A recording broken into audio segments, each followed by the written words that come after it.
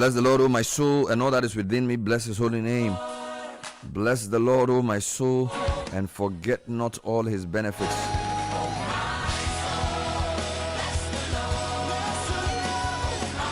It's a wonderful prayer of thanksgiving. It's a fantastic mindset to have as you begin your journey of utilizing the 24 hours you've been given to create something else you've been promised.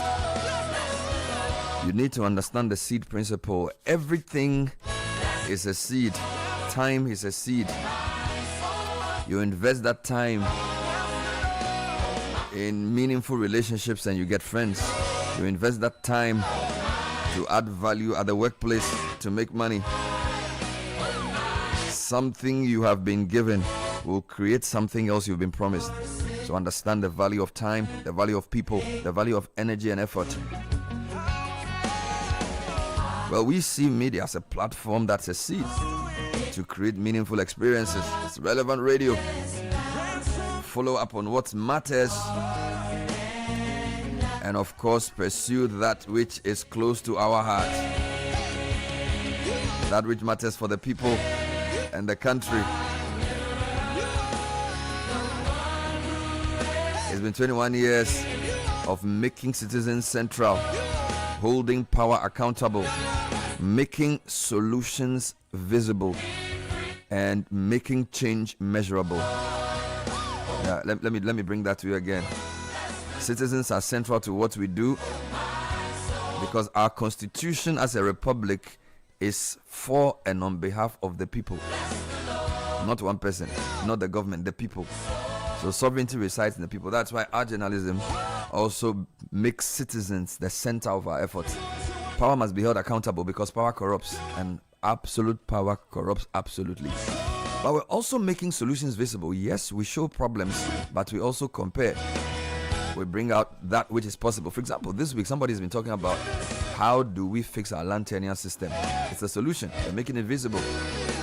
All with the bid to make change measurable, because media is part of the platforms giving in a developing country, a democracy, to bring out the best in the people.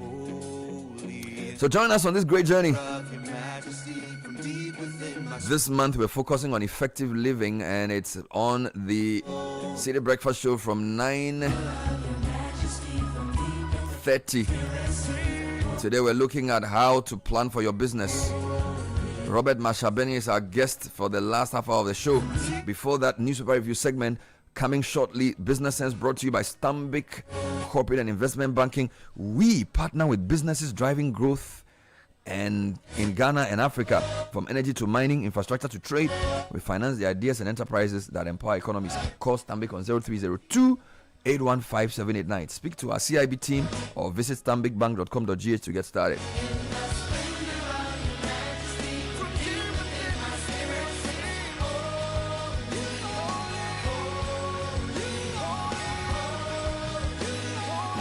The Citi Breakfast Show. Rise above the noise.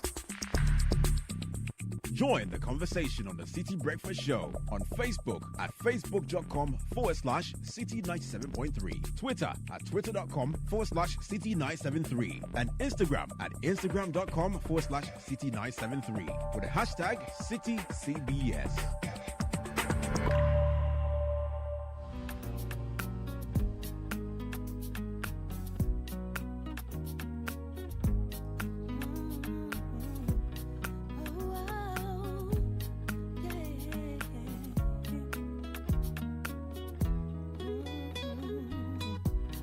I was living could stop serving rocks, knowing the cops is hot when I'm on the block. And I wish my brother would have made bail so I won't have to travel 6 hours to see him in jail. And I wish that my grandmother wasn't sick, or that we would just come up on some stacks and hit a lick. And I wish my homies wouldn't have to suffer when the streets get the upper hand on us and we lose a brother. And I wish I could go deep in the zone and lift the spirits of the world with the words within the song. And I wish I could teach a soul to fly, take away the pain out your hands and help you hold them high. And I wish my homie Butch was still alive, and on the day of his death we had never took that ride. And I wish that God could protect us from the wrong, so that all the soldiers that were sent overseas come home, and we will never break. We are hopeful for today.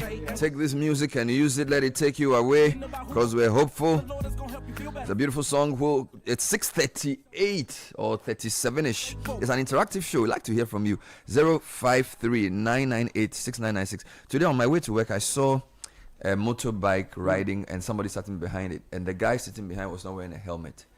And I saw and I observed and I gained wisdom. And I said, if you don't value your life, you know, because what I'm going to say is that we must make sure that it is a crime to sit on a motorbike without a helmet. There are some minimum things we should do to guarantee life, you know. So I'd like to encourage the assemblies to start taking this very seriously. Very important. The government wants to make commercial use of motorbikes legal in terms of conveying people. And I think that a man should not sit on a motorbike without a helmet. It's not as if the helmet is everything, but your chances of death, safeguard. if there's a crash, is just reduced if you have a motorbike. So we really want to just plead with people, you know, particularly men. For some reason, men sit on motorbike and they think they are Rambo, and they think that if you don't hold the bike, it means they are strong. I don't even understand where they got that thing from, you know. And this was on the George Walker Bush Highway, Sky, riding at top speed, and the guy riding the thing had a helmet. The guy behind him was just sitting there, and he used one hand to hold the thing, and the other hand is holding a bag. You know, it's not right. So, no. Menu, I think we should value our lives as a country, and I want to encourage the police. If you see some, and you yourself, the police, don't sit on a bike without a helmet. Oh, they do them all the time. Charlie. But let's get serious. Yesterday, one of the students asked a question during the round table, the John Mahama 2.0. He says she understands the whole idea of government, but she also feels like citizens must be more responsible. And I think on issues like moto, I told you I was in Togo. I spent 6 hours there. I didn't see. I didn't see one person on a bike without a helmet. Gendarmerie. And they had more motorbike riders than Ghana. When I crossed the border to my own hometown, everywhere scattered. It was so bad. So Sky, please encourage the young men. Yes, they should do that. They should wear a helmet.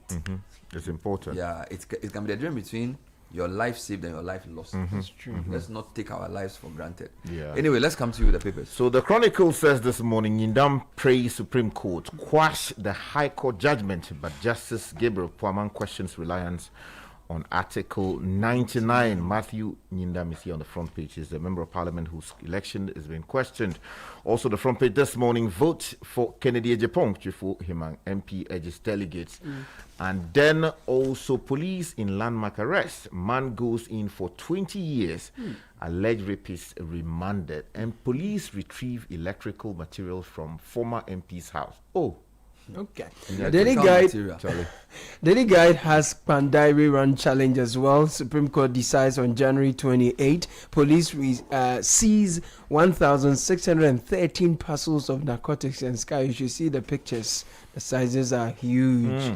And Oforiatta faces immigration judge on January 20. Romance Kam Abutrika, 2 others fates hung. And human trafficking syndicate busted, 48 victims rescued. Let me take you to the Ghanaian publisher, Na Toshi, to MPP delegates. Only Ken can deliver 2028 victory. Her photograph is here. Okay. Also on the front page this morning, MPP fed up with Frimpong Boateng initiates moves to expel him.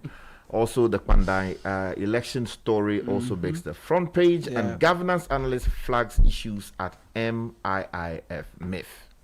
The Herald this morning, Ferretta's lawyer runs from his medical fitness to selective justice. Frimpong Boateng tells NPP leadership to roast in hell. Mahama government eyes. They should go with you. Yeah, man. Get away. Mahama government eyes local debt market for 10 billion Ghana Citi to fund roads interchanges, and fisherfolk get government relief as Primex fuel price falls. The Daily Process this morning, Akando directs managers of teaching hospitals to operate 24-hour OPD and lab services. Also on the front page, government plans some 10 billion Ghana cedis in domestic infrastructure bond to fund roads, boost economic recovery as well. And eyes cleared. Ken Ufuriata as a medically fit before detention, according to Victor Smith. The Inside newspaper this morning, Nungwastu condemns unlawful possession of firearms and invasion of Maijo lands.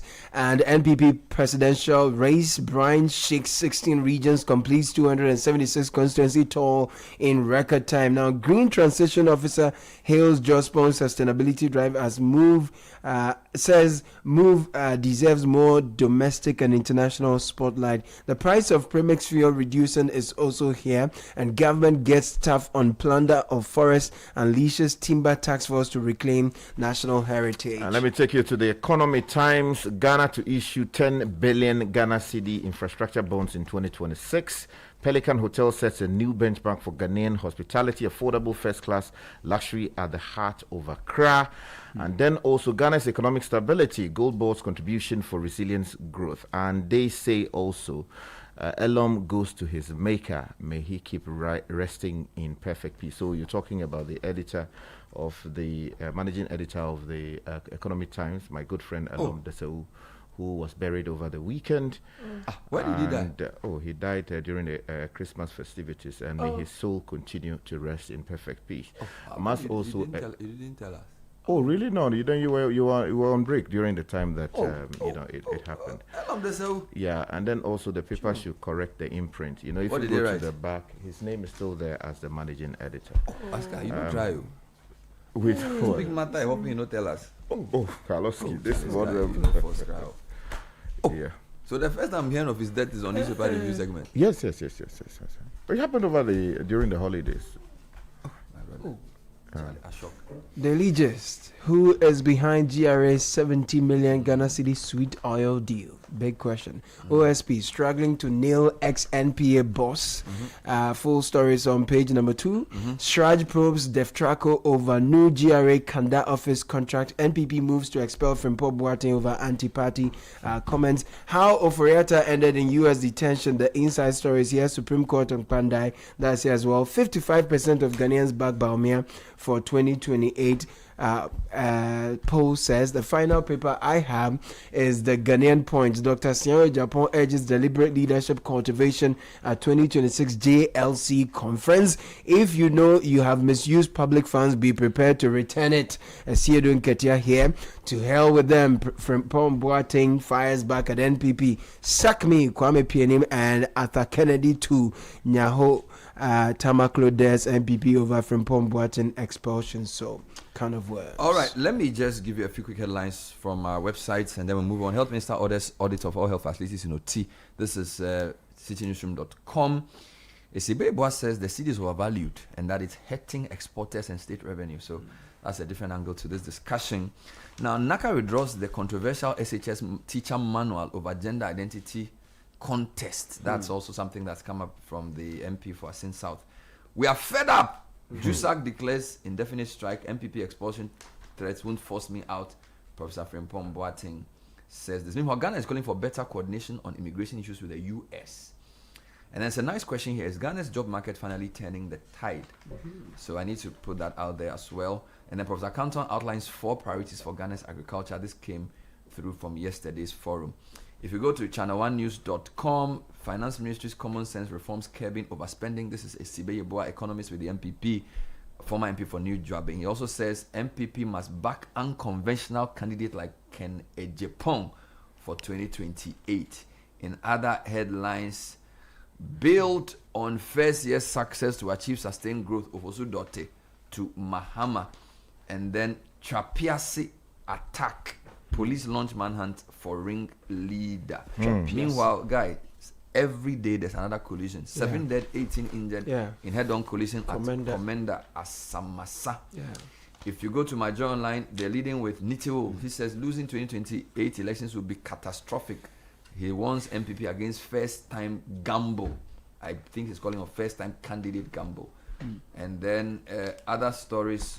Baumia has no threat. Nitiwo says campaign is not about running others down.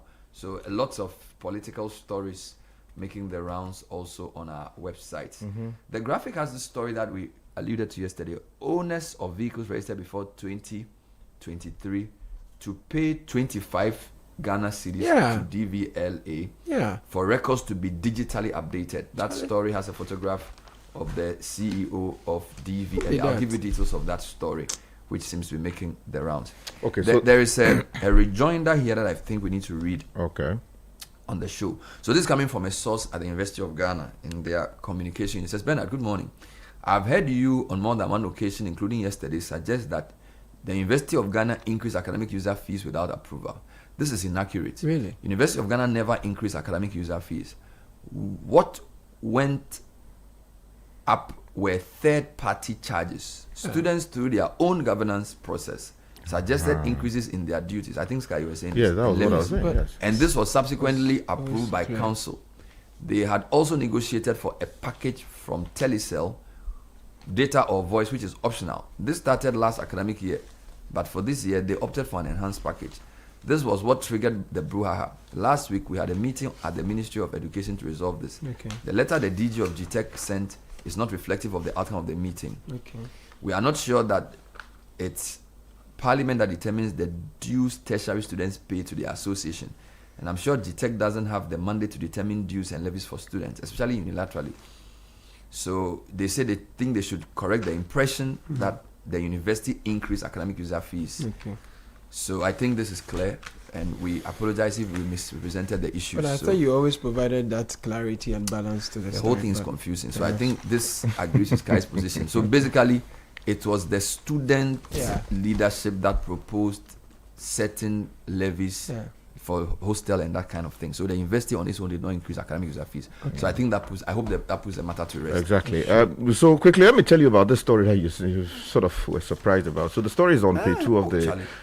Chronicle. Police retrieve electrical material from former MP's house. What is going on? So Is it an electrician? It's a box supplier. it's like Nanabodo.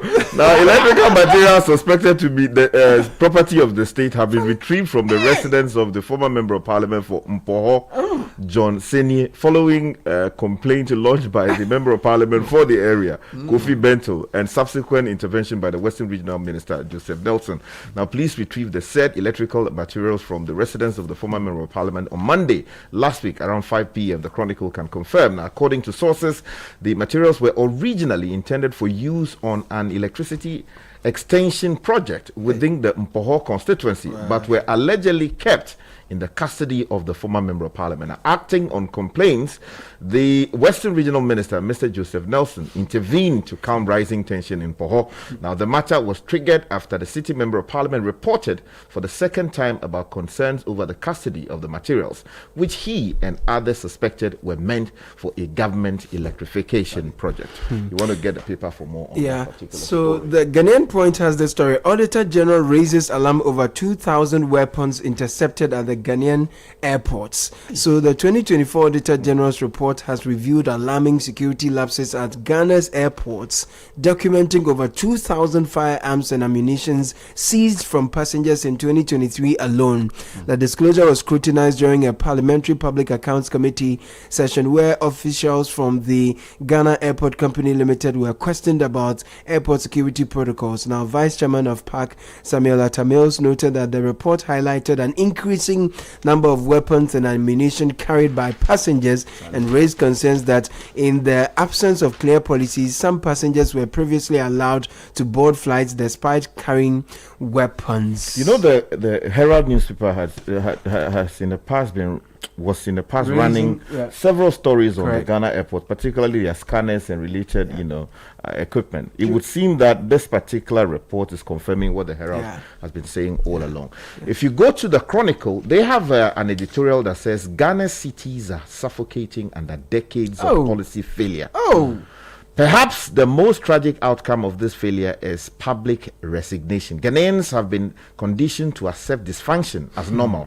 Traffic jams, transport indiscipline, and hours lost daily are now treated as inevitable. The Chronicle warns that this normalization of failure is a grave threat to democratic accountability. It goes on to talk about some other things. Daily Graphic release story. Agenda 111 project stall after millions paid. 35 contractors ordered to refund $7.9 million. Story by Kesta Boram Crunchy that the Ghana Audit Service has issued a surcharge against 35 contractors to pay $7.9 million, which is approximately 94.6 million cedis, to the state. The amount was paid to them as mobilization fees to execute Agenda 111 projects on 19 sites. Out of the 11.16 million paid to the contractors, they together executed work valued at only 5.96 million. An additional $4.35 million was paid to 11 companies who together executed up to $2.49 million of inception work, leaving $1.92 million of work not done before their contracts were terminated. Now, after receiving the various mobilization sums paid between December 2021 and December 2024, some of the contractors being surcharged failed to move to site, and others did execute work less than 10% of the value of the payments received. Now, where are these findings from? They are contained in a validation review after a special audit into the contracts of Agenda 111 contracts cited by the Daily Graphic. The findings have compelled the Auditor General, Johnson Ekwamwa Asiedu, to invoke his constitutional powers to surcharge all 35 companies and individuals to recover the full amount. This is wonderful. The audit, which examined payment records and conducted physical inspection of project sites, uncovered a pattern where contractors receive the standard 10% of their contracts sum as mobilization intended to fund preparatory works and expedite commencement, but delivered little or nothing in return.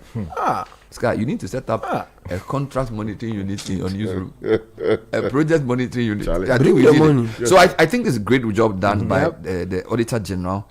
The names of some of the companies are listed in the graphic, so page 3 has those. So if you get a paper, it has those details. Let me just mention that if you go to the Economic Times, still talking about how our resources are used, the government says it would issue 10 billion Ghana cedis in infrastructure bonds in the year 2026. The story is on the front page of the Economic Times. DVLA to charge 25 Ghana cedis for digital update of vehicles registered before 2023.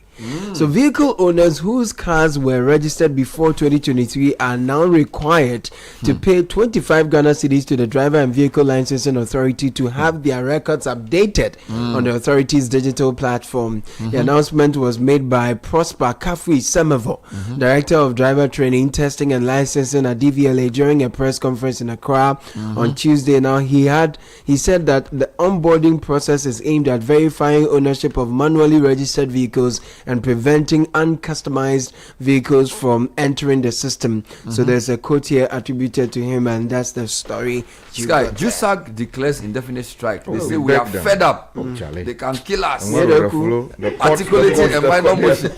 So the Judicial Services has declared an indefinite strike beginning Monday, January 19, demanding the payment of salary arrears owed to its members. The decision, according to JUSAG, follows repeated engagement with the Ministry of Finance and the government over the delayed implementation of a 10% base pay increase approved for judicial service employees in 2025. Unlike other public sector workers, the implementation of the 10% base pay adjustment in related allowance was delayed until September last year, with assurances that the arrears covering January to August will be paid subsequently. Unfortunately, government has failed to honor its promise. The statement said, therefore, because of the 8-month arrears, they said this unbearable situation has left members disappointed, especially during the dry Christmas season. Because of that, the National Executive of JUSAG affirmed the strike will continue until the full payment of arrears from January to August 2025. We beg the minister responsible for justice. You have to work with the minister for finance and the chief of staff. Please, you have to intervene in this matter. The Attorney General should stop the finance minister. Exactly, because the court, together with the judicial secretary. Exactly, because the courts need to function. I'm telling so you. that this country can move forward. But let me take you to a story that is on page 6, the center spread of the Daily Post newspaper. Health Minister directed managers of teaching hospitals to operate 24-hour OPD and lab services. The story says the Minister for Health, Kwabena Minta Kando, has directed all public teaching hospitals to urgently begin operating their outpatient departments, laboratories, and diagnostic centers on a 24-hour basis in line with the President's 24-hour health service policy. Now, he made this call during an ongoing sector-wide management retreat, which brings together leadership across the health sector to reflect on performance and chart a path forward. I just hope that we have all the nurses, doctors, and all of those. There's a quick one here. NACA withdraws SHS teacher manual over gender identity content. Abigalata reports on Citi Newsroom that the National Council for Curriculum and Assessment has withdrawn printed copies of a senior high school teacher manual after acknowledging that certain content on gender identity in the Year 2 Physical Education and Health elective teacher manual did not align with Ghanaian culture, norms, and values. A revised version of the manual reflecting the national values and biological understanding has now been released.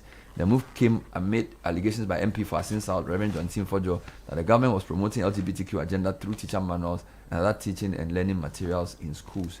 The controversy centered on a specific definition within the Year 2 Physical Education and Health Elective Teacher Manual, a supplementary guide developed in 2024 to aid teachers implement the new SHS curriculum introduced last year. So Herald says Frimpong Boateng tells NPP leadership to roast in hell. Basically, go with you. Yeah, man.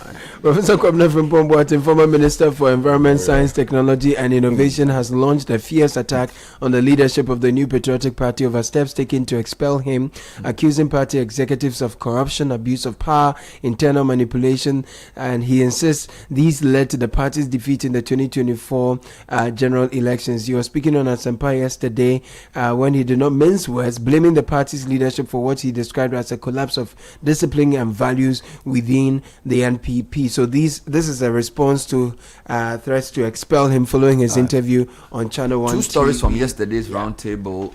4 areas government must prioritize in agric: research and seed systems, irrigation infrastructure, farmer service and mechanization centers, and then the Tumu cotton ginnery and agro industry. That came from Professor Roger Canton.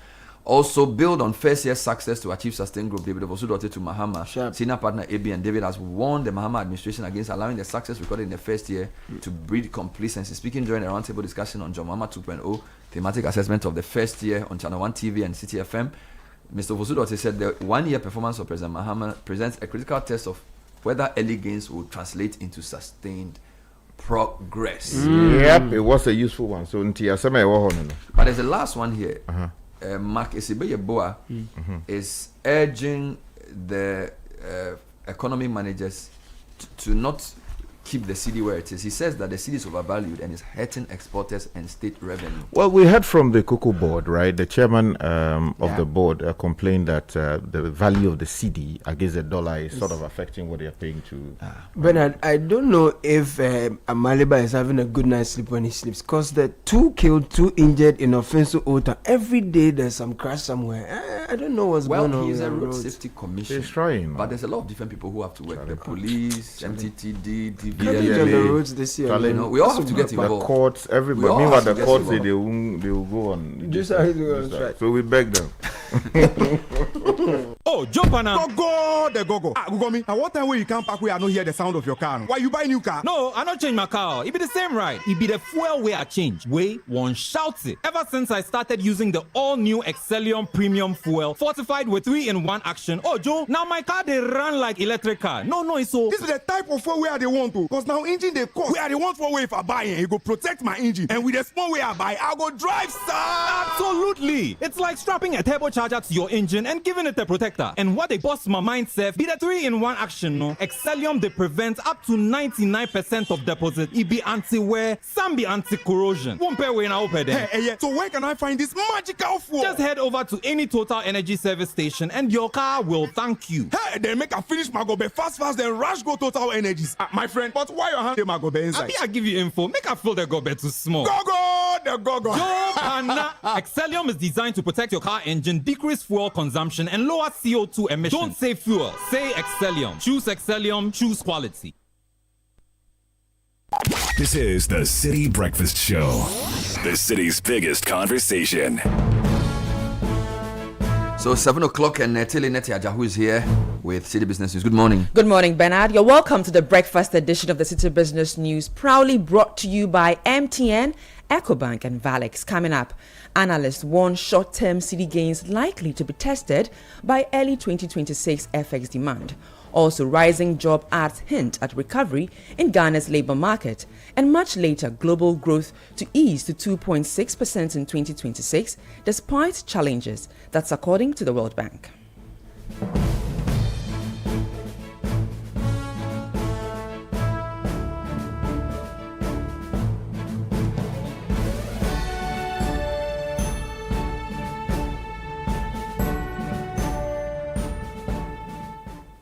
Let's settle for the stories now. Economist Professor William Boateng has credited Ghana's sharp disinflation to currency stability and tighter fiscal management after the country ended 2025 at 5.4%, one of its lowest end-year inflation rates in recent years. Speaking at a Channel 1 TV roundtable on John Mahama 2.0, a thematic assessment of Year 1, Professor Bob Watting, who also serves as Vice-Chancellor of the Methodist University, said the steady appreciation and stabilization of the Ghana cedi played a key role in easing price pressures across the economy. Here is more. Professor Bob Watting also pointed to improved fiscal discipline, noting that Ghana recorded a primary surplus of 1.6%, exceeding the 1% target, while the overall fiscal deficit narrowed sharply to 1.5%.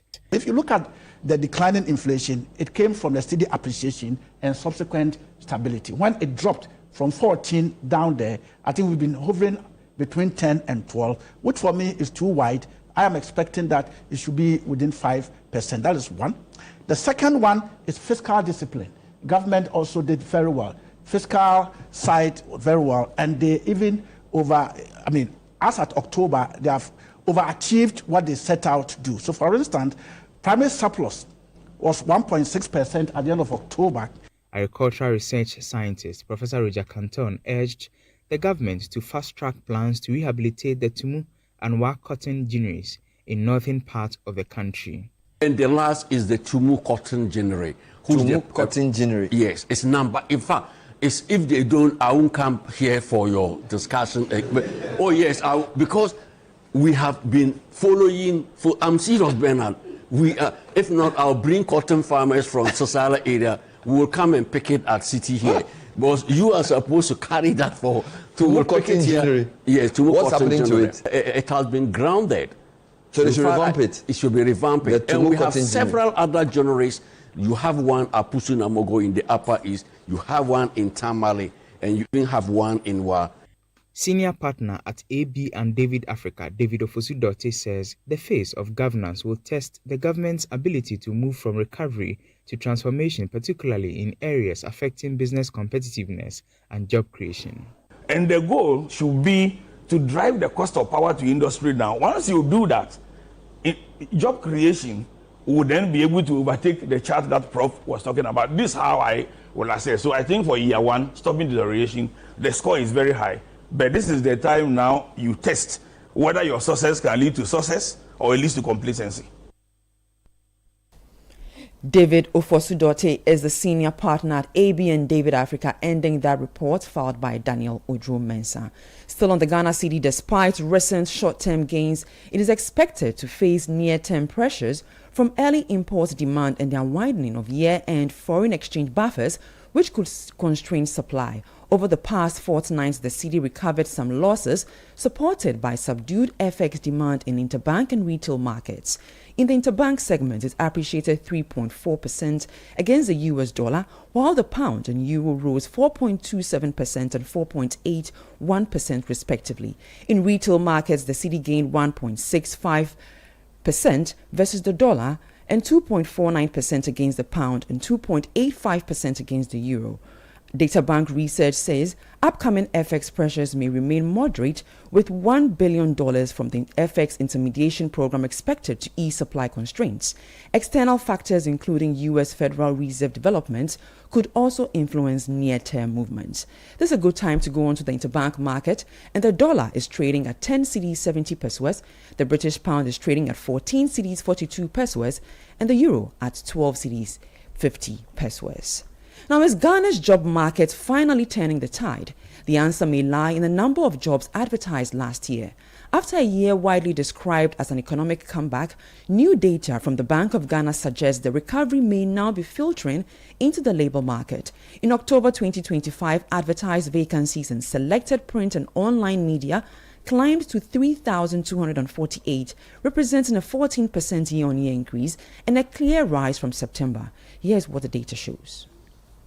On a month-on-month basis, job postings also rose by 14.7%, up from 2,831 vacancies recorded in September, while the cumulative total of advertised jobs for the first 10 months of the year stood at 30,185, virtually unchanged from the 30,200 218 over the same period in 2024. The recent spike points to growing employer confidence as macroeconomic conditions improve. The trend mirrors broader economic signals: falling inflation, a strengthening Citi, a stable economic growth, all of which appear to be easing pressure on businesses and encouraging hiring. At the same time, the private sector is showing resilience. Private sector contributions to the SNIT Tier 1 pension scheme rose to 527 million Ghana cedis in September 2025, marking a 14.5% year-on-year increase from the 460 million cedis collected during the corresponding period in 2024. These figures suggest that while unemployment remains elevated, the formal private sector continues to expand both in value and in workforce size. The key question now is whether this momentum can be sustained in 2026, turning Ghana's comeback into lasting job creation rather than short-lived optimism. That Business Desk report was filed by Emmanuel Opong. Now, the managing director of the Ghana Airports Company Limited, Yvonne Nana Efriye-Opare, says the company plans to engage domestic airlines in efforts to reduce the cost of air travel within the country. She disclosed this while responding to concerns about high domestic airfares during an appearance before Parliament's Public Accounts Committee on Tuesday. She explained that domestic airfares are largely determined by airlines themselves rather than by the Ghana Airports Company Limited. She, however, noted that GACL remains committed to working closely with industry players to help address the issue. The price for domestic tickets indeed is quite expensive. Unfortunately, it doesn't lie in the domain of Ghana Airports Company. It's an airline issue. And so what we can do as the operator is just to engage and appeal that the prices are reduced. Also, because there is a duopoly of domestic carriers, meaning just two airlines operating at the moment, if we are able to get more domestic carriers, the competition will force the prices to go down. And so we are working on seeing if we can get more domestic carriers to operate. That was the managing director of the Ghana Airports Company Limited, Yvonne Nana Efriye-Opare. Now, the global economy is showing greater resilience than expected despite trade tensions and policy uncertainty, according to the World Bank's latest Global Economic Prospects report. Global growth is expected to remain broadly stable, easing to 2.6% in 2026 before rising to 2.7% in 2027, an upward revision from June.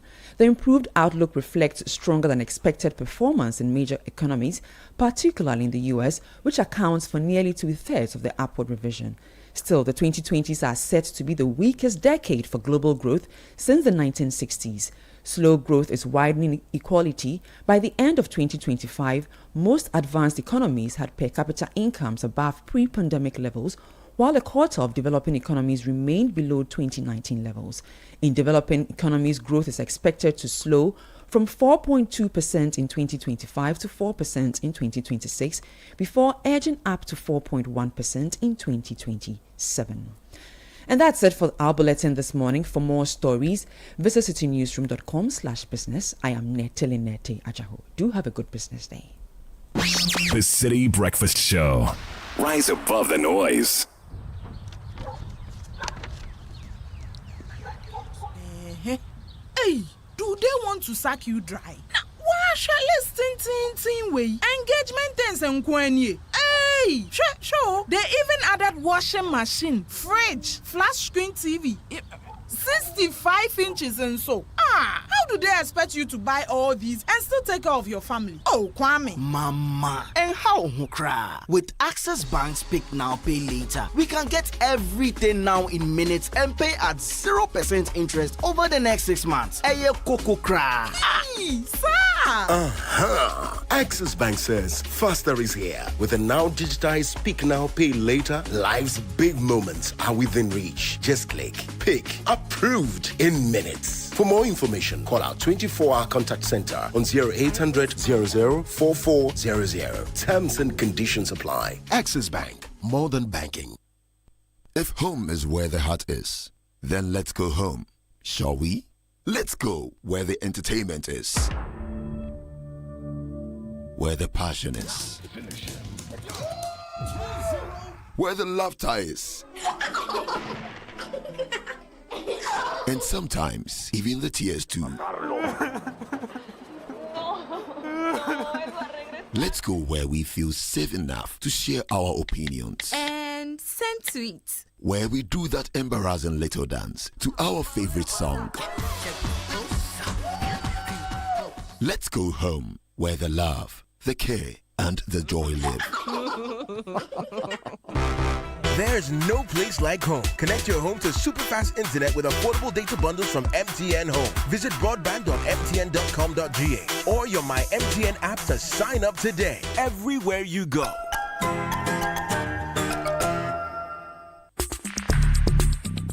Join the conversation on the Citi Breakfast Show on Facebook at facebook.com/Citi97.3, Twitter at twitter.com/Citi973, and Instagram at instagram.com/Citi973 for the hashtag CitiCBS.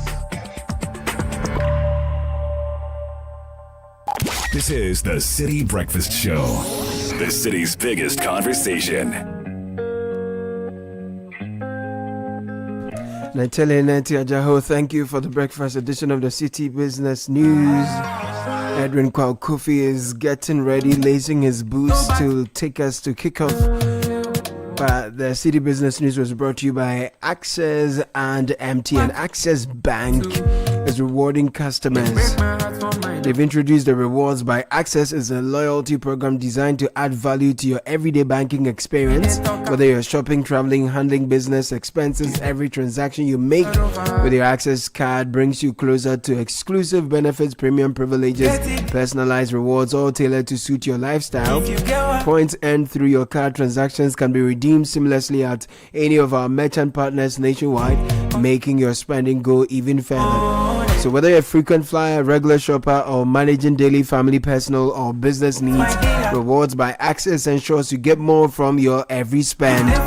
Use your Access card today and enjoy a rewarding banking experience only with Access Bank. Loyaltyrewards.ghana.accessbankplc.com is where to visit. 0800 004400 is a toll-free line. Call us. We're more than happy to help you. Access Bank, more than banking. Guys, quick question. When was the last time you actually enjoyed standing in a queue? Well, me neither. Whether it's at the bank or the grocery store, no one has time for that. That's exactly why I'm loving this new move from MTN. If you've been wanting to switch to an eSIM, you know, a digital SIM that's built into your phone, so you don't need the little plastic card. Now's your time. MTN has flipped the script so you can literally set up your eSIM yourself right from your couch. No queues, no waiting, no take a ticket number. That's in. No. You just open the My MTN app, follow the steps, and boom, you're live. It's the ultimate life hack. So grab your phone, download the My MTN app. If you haven't already, skip the queue there today. Kickoff is brought to you by Lesheho and Shell. As we step into this brand new year, Lesheho Ghana says thank you to you, our cherished customers, for trusting, supporting, and doing business with us throughout 2025.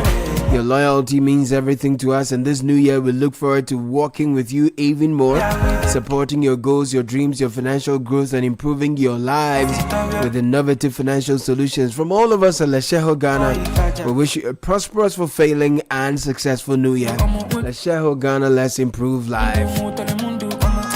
It's been filling after filling at Shell. Drivers all over Ghana, Emmanuel, Collins, Bright, across cities in the country have already won free fuel by just trying the new and improved Shell fuels. You could be next in our upcoming new weekly draw. From now until 28th February 2026, buy 300 cedis or more worth of the new and improved Shell fuels. Stand a chance of winning big. You have 1 month, 3 months, 6 months, even 1 year free fuel up for grabs. What a feeling. Don't miss this opportunity. Visit the nearest Shell service station, fill up for an opportunity to become one of our weekly winners. This promo is regulated by the NLA on the Caritas Lottery platform. New and improved Shell fuels, better by far. Edwin Kwakofi has kickoff. Citi have the ball on halfway. On it goes to Doku. Doku down the left side, trying to take on, and he does do Barnes, and across the face of the goal and turned in by Antoine Semenyo. It's at the end where the City fans are gathered. They'd have had a great view of it. And Antoine Semenyo, 2 games for City, 2 goals for City. They lead 1-0 at St James's Park.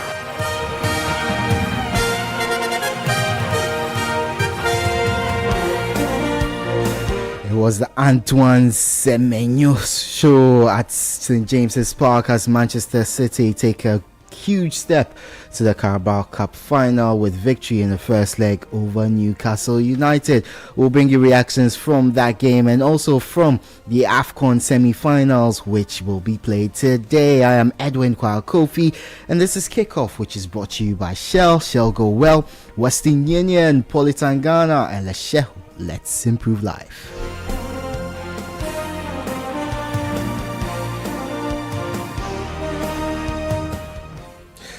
Good morning, and let's start off with some AFCON news. And Ghana's Daniel Laye has been appointed to take charge of the highly anticipated encounter between Nigeria and host nation Morocco in the second semi-final of the AFCON.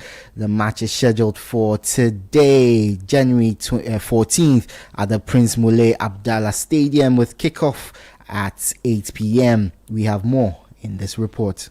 Ghana's Daniel Laye, one of Africa's most respected match officials, has been selected to lead a multinational officiating team for the crucial African Cup of Nations fixture involving host nation Morocco and Nigeria, underlining the Confederation of African Football's confidence in his experience at the highest level of continental football. The appointment will mark Laye's second match as centre referee at the tournament, having previously officiated a Group E encounter between Algeria and Burkina Faso on December 28, a game that ended 1-0 in favor of the 2019 champions. He was later assigned another key role on January 9, 2026, serving as the lead video assistant referee for the clash between Morocco and Cameroon. 4 days later, CAF confirmed the Ghanaian referee will take charge of the highly anticipated showdown between the Super Eagles of Nigeria and the Atlas Lions of Morocco. Laye will be assisted by Zakele Thusi Granville Siwele of South Africa and Saru Fatone of Lesotho.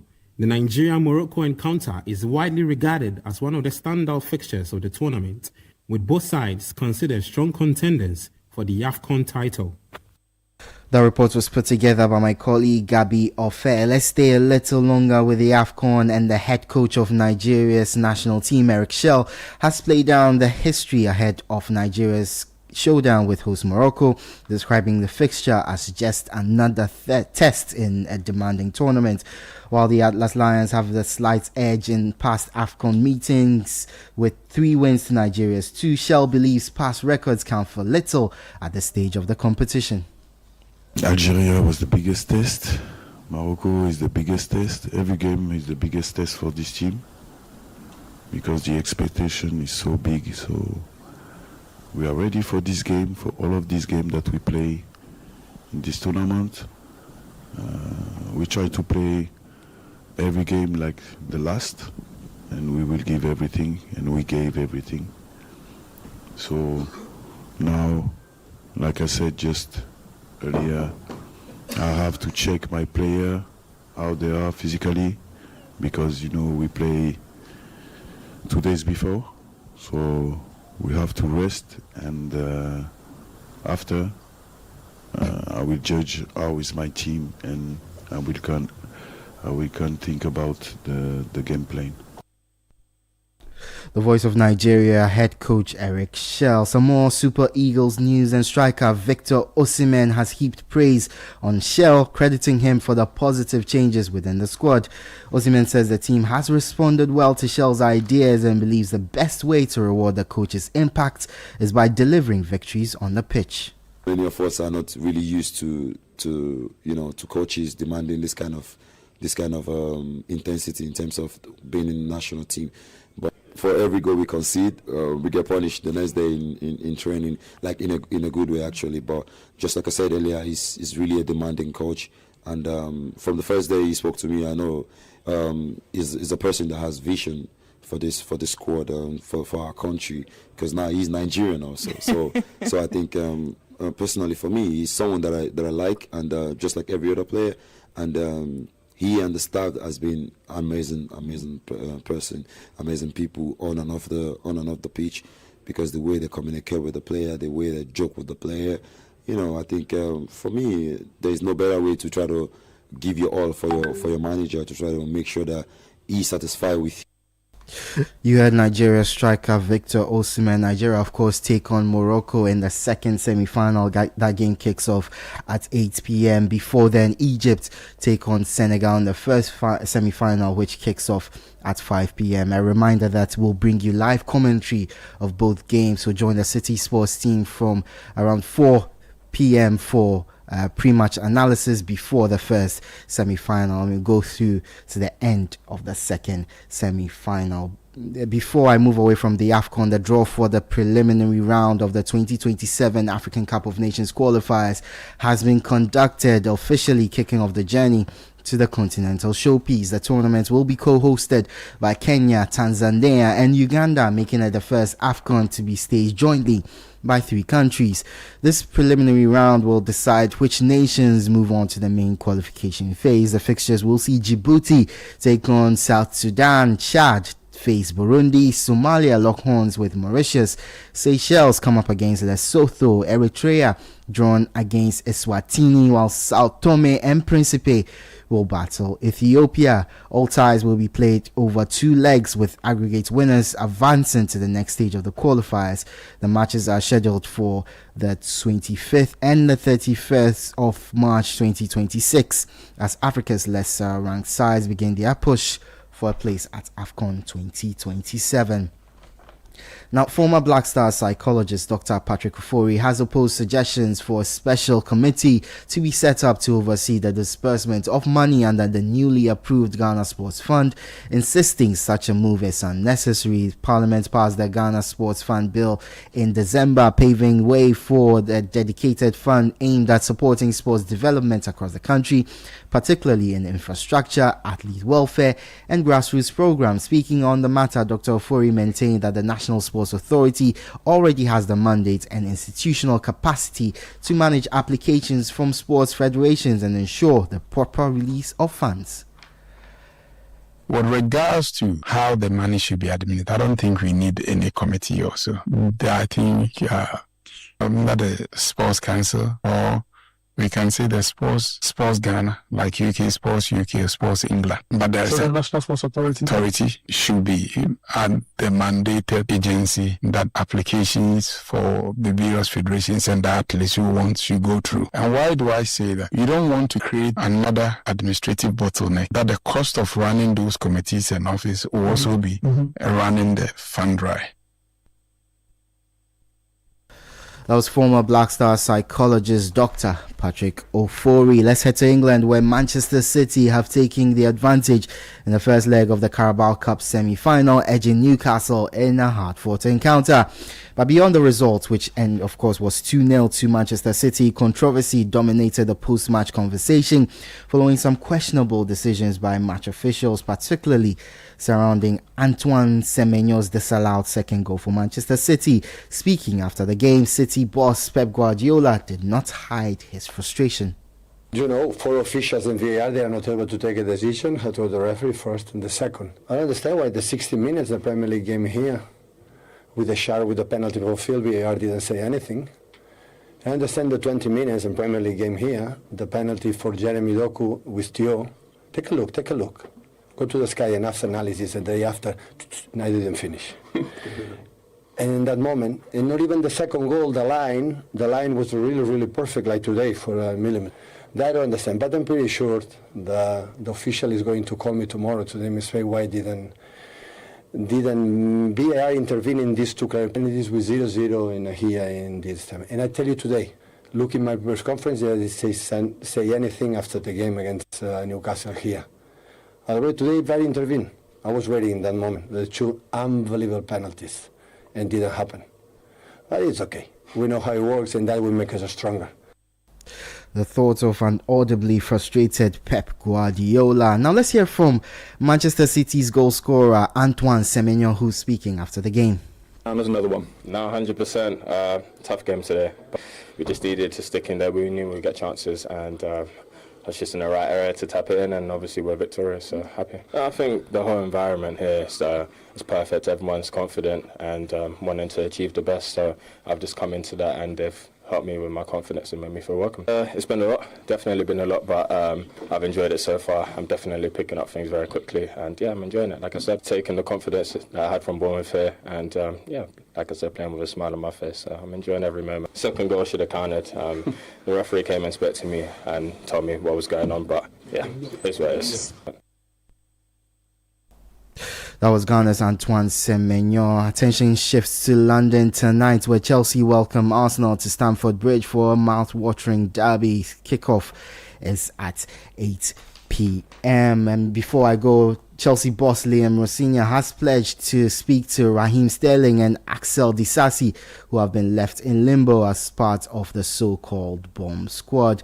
The 41-year-old is working through an extensive list of tasks after joining mid-season from Strasbourg, which shares ownership with Chelsea. And that's the latest in the world of sports. For more on all these stories, visit citysportsonline.com. Kickoff was brought to you by Shell Go Well, Western Union, Politan Ghana, and Lesheho. Let's improve life. I am Edwin Kwakofi. The City Breakfast Show with Bernard Avle continues. Join the conversation on the City Breakfast Show on Facebook at facebook.com/City97.3, Twitter at twitter.com/City973, and Instagram at instagram.com/City973 with the hashtag CityCBS. Papa no no, papa no no, papa no no, papa no no, papa no no, Ankasa. Polytech is everywhere, durable and authentic. Stronger brand you can trust. Polytech, we get some more Rambo and get some more Super. And the Polytech, we did. Polytech, papa no no, papa no no, papa no no, papa no no, papa no no, Ankasa. Always the best.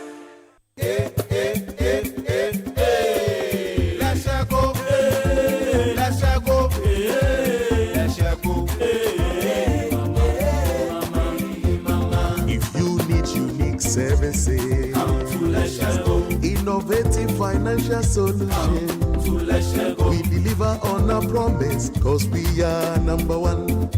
Let's share go, we improve your life. Let's share go, let's share go, let's share go, hey mama, hey mama, hey mama. Even when you're stuck with nothing, come to let's share go. No matter your situation, come to let's share go. Let's share go, we improve your life. Let's share go, let's share go, let's share go, hey mama, hey mama, hey mama. Let's share go, we improve your life. Every family is a team, and every player has a role. Mums and dads, siblings, grandparents, aunts and uncles, and even that one cousin who can't tell a foul from offside, but who always remembers your birthday. Even if you're far away, you can still score for your team. Send them money with Western Union. Cash pickup in minutes.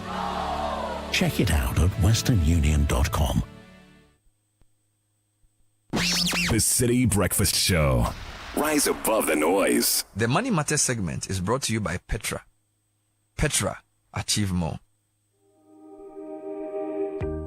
Welcome to the Money Matters segment with Petra.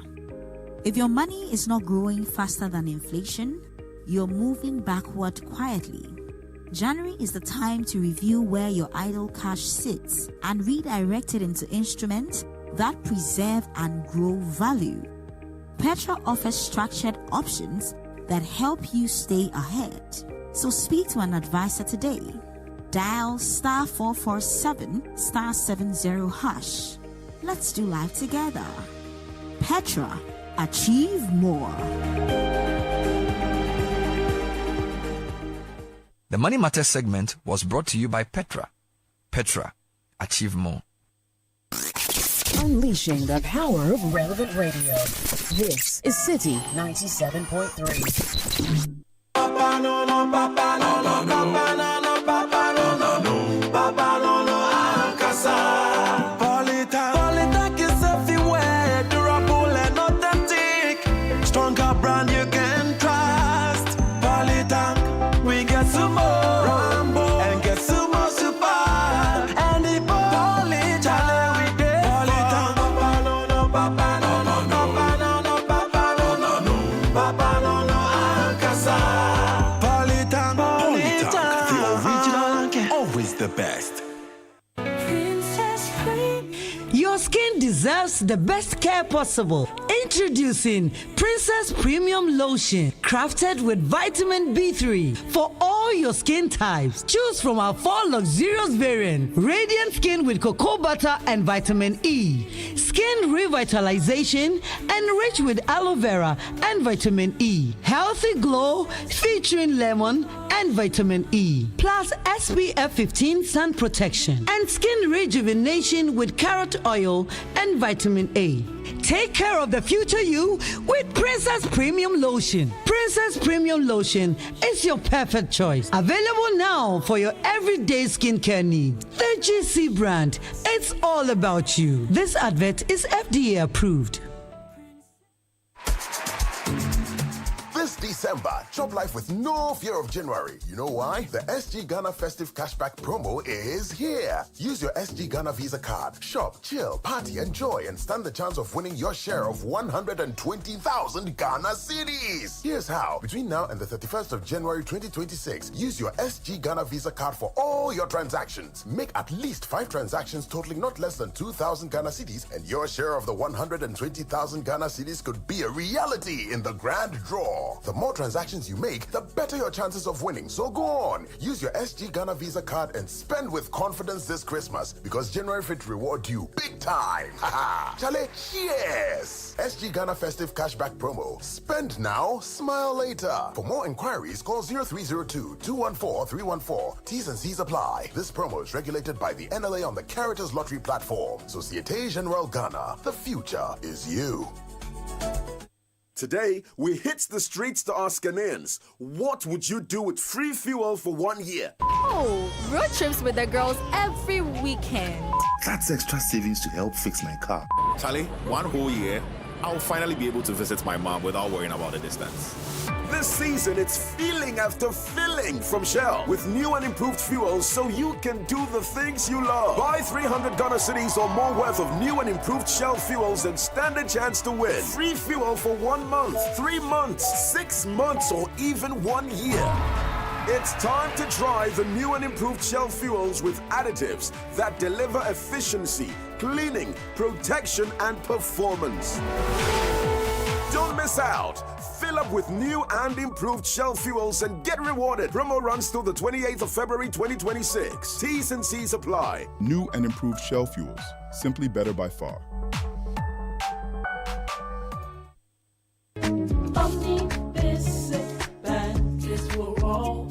We've got what you need for your business and family. Whatever you need, you can count and call on us. Omni Basic Bank. Omni Basic Bank is we're all.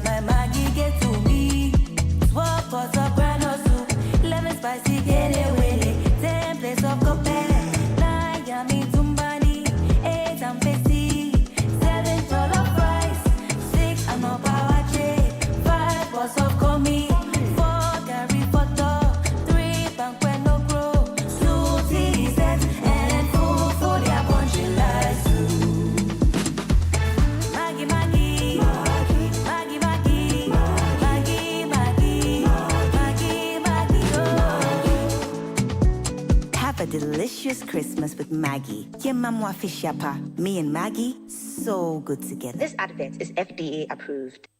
Whether you're buying water from your favorite spot in Osu, shopping online for the latest styles, or booking your next getaway to Dubai, MasterCard gives you the freedom to pay your way. Insert, tap, swipe, click. So many options, yet so easy. With layers of security protecting every payment, your money stays safe. From Trotro to travel, MasterCard connects you to the life you've earned and the one you dream of. Ask your bank for a MasterCard today. MasterCard. Safe, convenient, priceless. Join the conversation on the City Breakfast Show on Facebook at facebook.com/City97.3, Twitter at twitter.com/City973, and Instagram at instagram.com/City973 with the hashtag CityCBS. This is the City Breakfast Show, the city's biggest conversation. Unleashing the power of relevant radio. This is City 97.3. Como puede ser verdad.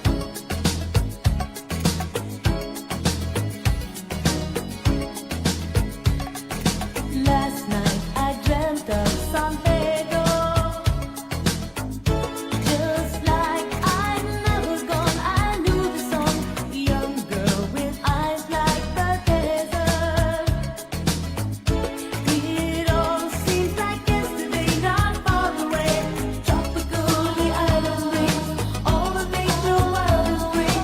This is where I long to be, La Isla Bonita. And when the sun will play, the sun will set so high, ring through my ears and sting my eyes, your Spanish lullaby.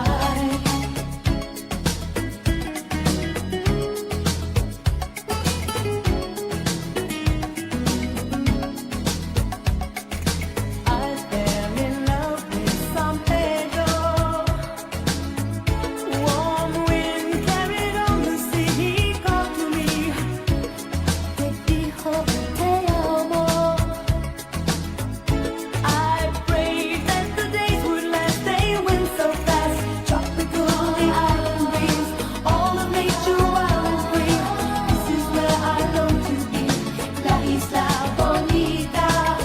And when the sun will fade, the sun will set so high, ring through my ears and sting my eyes, your Spanish lullaby. 740 97.3 City FM.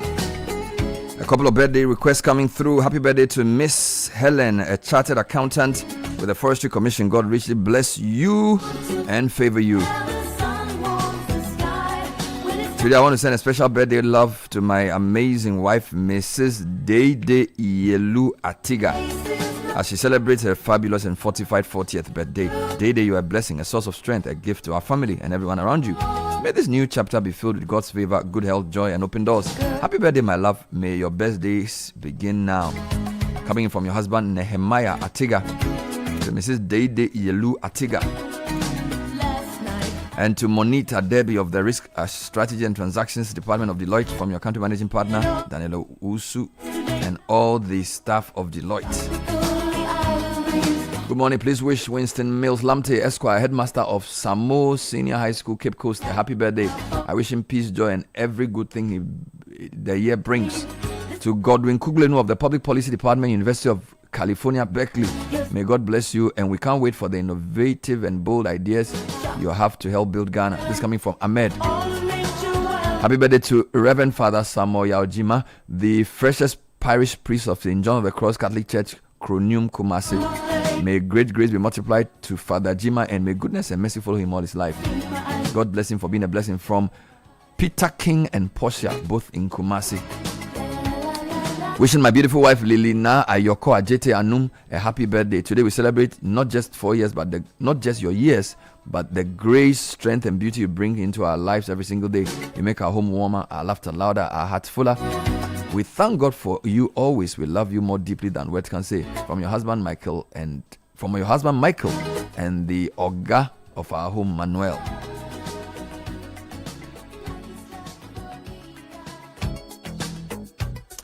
Birthday dedications on the show brought to you by MasterCard. Don't just send a request, spend to show your love.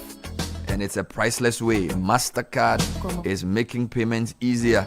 You can tap, you can scan, you can insert, and the joy of spending without stress.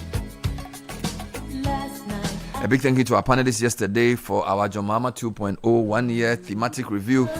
Dr. Ekuya Odum of the Institute of Environment Studies, University of Ghana. We also had, of course, Mary Ada, Kofi Asari of the Africa Education Watch, Mary Ada of Transparency International, Professor William Babwating of the Methodist University, David Ofosu Dote of AB and David, and Professor Roger Canton, formerly of CSI Asari. Fantastic thoughts, setting the scene for a great year. The question is, was 2025 a good year for business? Will this year be better? How can you ensure you don't miss the numerous opportunities Africa has in 2026? Join over 400 business and policy leaders and experts as Crystal Ball Africa 2026 happens at the Labadi Beach Hotel, Thursday, 22nd January, 8:30 a.m. to 5 p.m. on the theme, The Africa Opportunity, Time to Take Advantage. Don't miss the chance to network and tap into our opportunities. Log on to crystalballafrica.com to be part of this special program, powered by AB and David, with support from EcoBank, Labadi Beach Hotel, AGI, Kawamoka, media partners 97.3 Citi FM and Joy FM. Make every moment unforgettable with CBG Card, your most reliable payment option. Whether you're shopping for gifts, paying for groceries, booking holiday experiences, or settling bills on the go, our GH Link MasterCard Classic and MasterCard Gold provide simple, secure, and seamless payments anytime, anywhere. Enjoy the enhanced security of our upgraded card management platform for your absolute peace of mind. Choose CBG Cards today, the smarter way to pay anytime. Call 0302-216-000 or email talktous@cbg.com.gh for more information. If you're tired of the hustle and traffic of Accra, take a quick escape to the cool, peaceful mountains of Eburi. Big Poso Wellness Resort is what I'm talking about. Business, weekend break, pure relaxation. Big Poso gives you calm, comfort, and fresh mountain air. The perfect place to rest and reset. It's only 30 minutes from Accra. Visit the place and enjoy peace. Call 0200 557 699 or visit bigposoresort.com to book today. Big Poso Wellness Resort, peace lives here.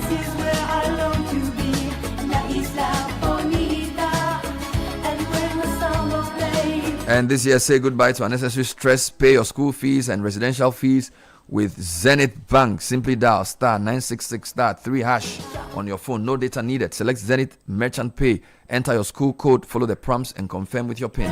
Payment in real time with instant confirmation. Fast, simple, stress-free. Start the year right with Easy Pay with Zenith. Star 966 star 3 hash is the short code. Zenith Bank, in your best interest. And we all know that 10 weeks of January can be tough, all of it, right? But not this time. With the SG Ghana Visa Festive Cashback Promo, SG Ghana is giving you every reason to enjoy the festive season without worrying about the new year. Between now and the end of January, use your SG Ghana Visa card for all your transactions. Make at least 5 transactions totaling not less than 2,000 Ghana cedis and stand a chance of winning your share of 120,000 Ghana cedis in the grand draw. The more transactions you make, the better your chances of winning. So spend with confidence during the festive season and even now. And January might just reward you. SG Ghana Visa Festive Cashback Promo. Spend more, smile later. For more inquiries, call 0302-214-314. Promo is regulated on the NLA's Caritas Lottery platform. Now, if you drive, listen to this. We are trusted for 102 years. Enterprise Insurance, and we've just dropped the Insure Naturally promo. Is the road to the ultimate football experience. When you insure your car with Enterprise, you don't just get protection, you get extra rewards. Enjoy free fuel coupons, airtime, shopping vouchers, and stand a chance to win an all-expense paid ultimate football experience live at the stadium. Insure your car now with Enterprise Insurance and be part of the Insure Naturally promo. It runs till the end of May. We are doing this on the NLA's Caritas Lottery platform. Entrance Insurance Advantage. This is from the GRA to you, wishing to remind all withholding tax agents, including VAT withholding agents appointed by the Commissioner General, that withholding taxes must be paid to the Domestic Tax Revenue Division of the GRA by the 15th of every month. Withholding taxes for December 2025 will therefore be due by Thursday, 15th January 2026. That's tomorrow. Withholding taxes include withholding on VAT deducted from suppliers, operating VAT standard rate, employment payment for the supply or use of goods, payment for the supply of any works, payment for the supply of services, and all other withheld taxes for December 2025 are due by Thursday, 15 January 2026. You may submit hard or soft copies of schedules indicating gross amounts, tax deducted, names of taxpayer, TIN, Ghana card. You know how we do it. So just go to we encourage you to file your returns online via taxpayersportal.com, and note that if you fail to pay your taxes, they will attract an interest of 125% of the statutory rate, compounded monthly on the outstanding tax. So please comply, and note that third-party checks require 2 days to clear. GRA can be reached by email info@gra.gov.gh. WhatsApp is 0552 990 000. All right, this morning we'll be bringing you the thoughts of the editors of the Chronicle newspaper. We feel like some of the stuff they've written really resonate with our listeners. So before Sky reads those, GCB has a quick message. We are taking you to the ultimate all expenses paid trip to the World Cup, plus some fantastic prices including fridges, televisions, cookers, and more in the part to part from GCB. Deposit and maintain 300 cedis or more in your GCB savings or current account. And of course, you earn some savings and you also win some prize. This promotion is on from now till April. Save, win, go with part to part promo by GCB Bank. Global football, here we come. All right, so I think Sky, you found the Chronicles editorial very profound. I'm going to allow you to read it again for our food for thought as we start the morning program. So you find the editorial on page 4 of the Chronicle for today, Wednesday, January 14, 2026. And it's titled, Ghana's Cities Are Suffocating Under Decades of Policy Failure. It starts by saying, for years, Ghana's political leadership has spoken glowingly about decentralization, while presiding over its steady decay. The Chronicle finds this duplicity intolerable. The collapse of local governance has fueled mass rural-urban migration and exposed a transport system so dysfunctional that it now threatens productivity, public safety, and national cohesion.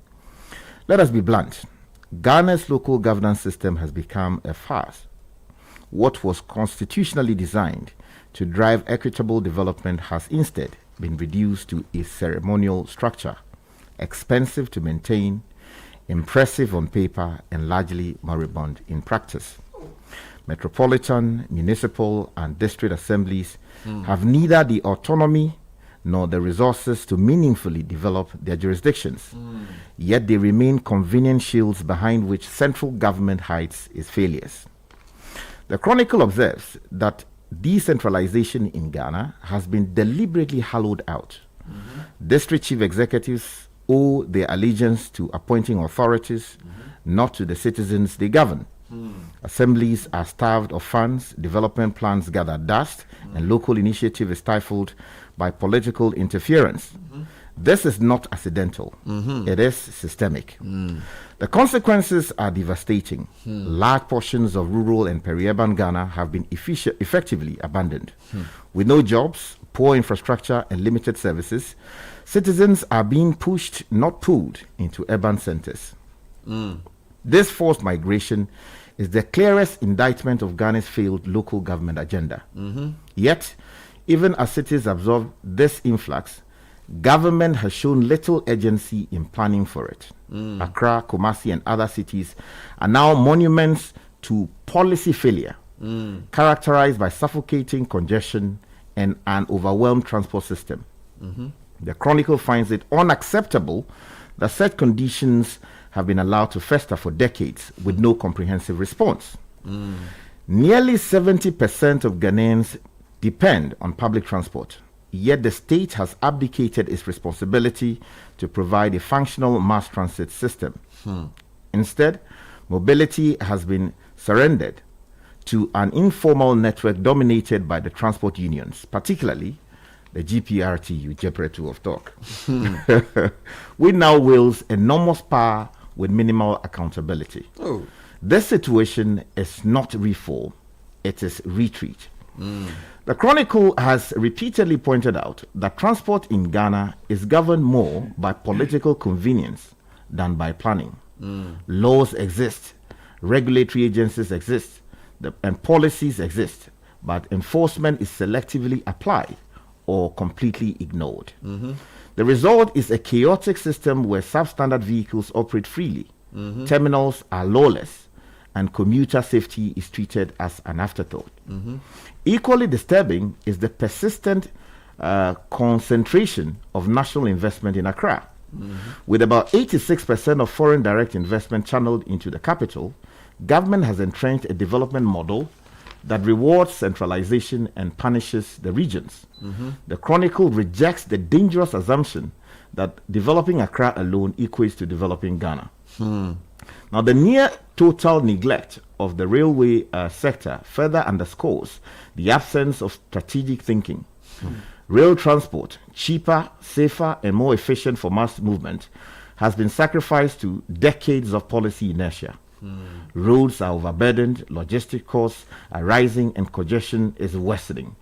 Yet, railway revival remains trapped in rhetoric. The Chronicle maintains that any big push agenda that sidelines rail is intellectually dishonest. Perhaps the most tragic outcome of this failure is public resignation. Ghanaians have been conditioned to accept dysfunction as normal. Traffic jams, transport indiscipline, and hours lost daily are now treated as inevitable.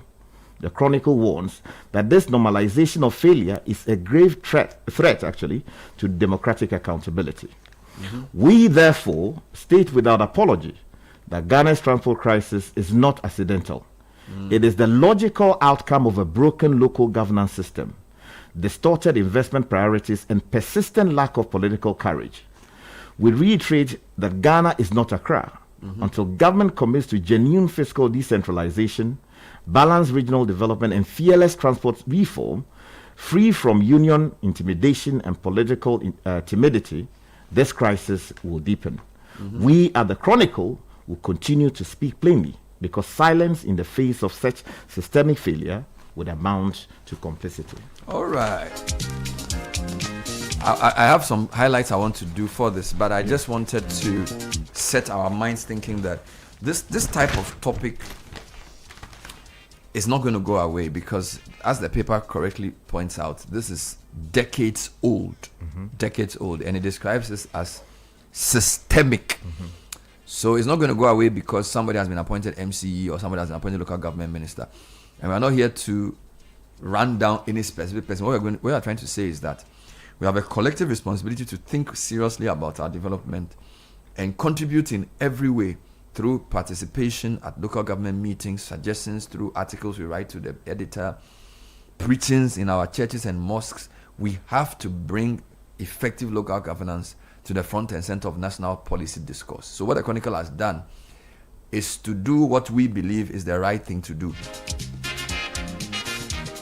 And I like the point they make that decentralization has been deliberately hollowed out. It has been deliberately hollowed out. And it says what was constitutionally designed to drive equitable development has instead been reduced to a ceremonial structure. Expensive to maintain, impressive on paper. Sky, you need to call the people at this organization, the Local Government Coordinating Council. Yes. I think that they have a big role to play, but we are not hearing much from them. You know, there's a major coordination problem we have in this country. Look at yesterday. We're talking about who is in charge of mobility. So apparently, it's a shared responsibility between the local government ministry and the transportation ministry. Have they had any meetings to discuss the difficulties people face in moving in the city? I got a message, I think it was this morning, when I started the program, and I couldn't read it earlier because we were reviewing the headlines. But this is an evidence of the type of dysfunction the city presents to commuters on a regular basis. Okay. Now, this person says, this is an urgent matter. The traffic lights at New Plant Junction on the Pokwase Accra Road are creating nightly chaos. From late night straight through to about 8 a.m., the lights are either malfunctioning or badly timed, causing massive gridlock on this major corridor. Commuters are stuck for hours every morning. Productivity is lost and frustration mounts. This situation cannot continue. City authorities and the Department of Urban Roads must intervene immediately to fix the Neoplan Junction traffic lights before the congestion worsens further. Should there be a fire outbreak in one car, it's likely to affect almost all vehicles in that lane. Please inform the city authorities. Sir Tony, physical security expert, Pokwase. The problem is that I don't know who the city authorities are. In Pokwase? In the city, who are the city authorities? Who? I don't know. I don't know who to. I don't know, regional minister, local government minister, or mayor of Ghana West. I don't know, because this is what do you call it? New plan traffic lights. I don't know. New plan is where? New plan is just after Achimota, the Achimota station. So who is in charge of that place? New plan. That would be Trobu, maybe, most likely. Or Okankwe.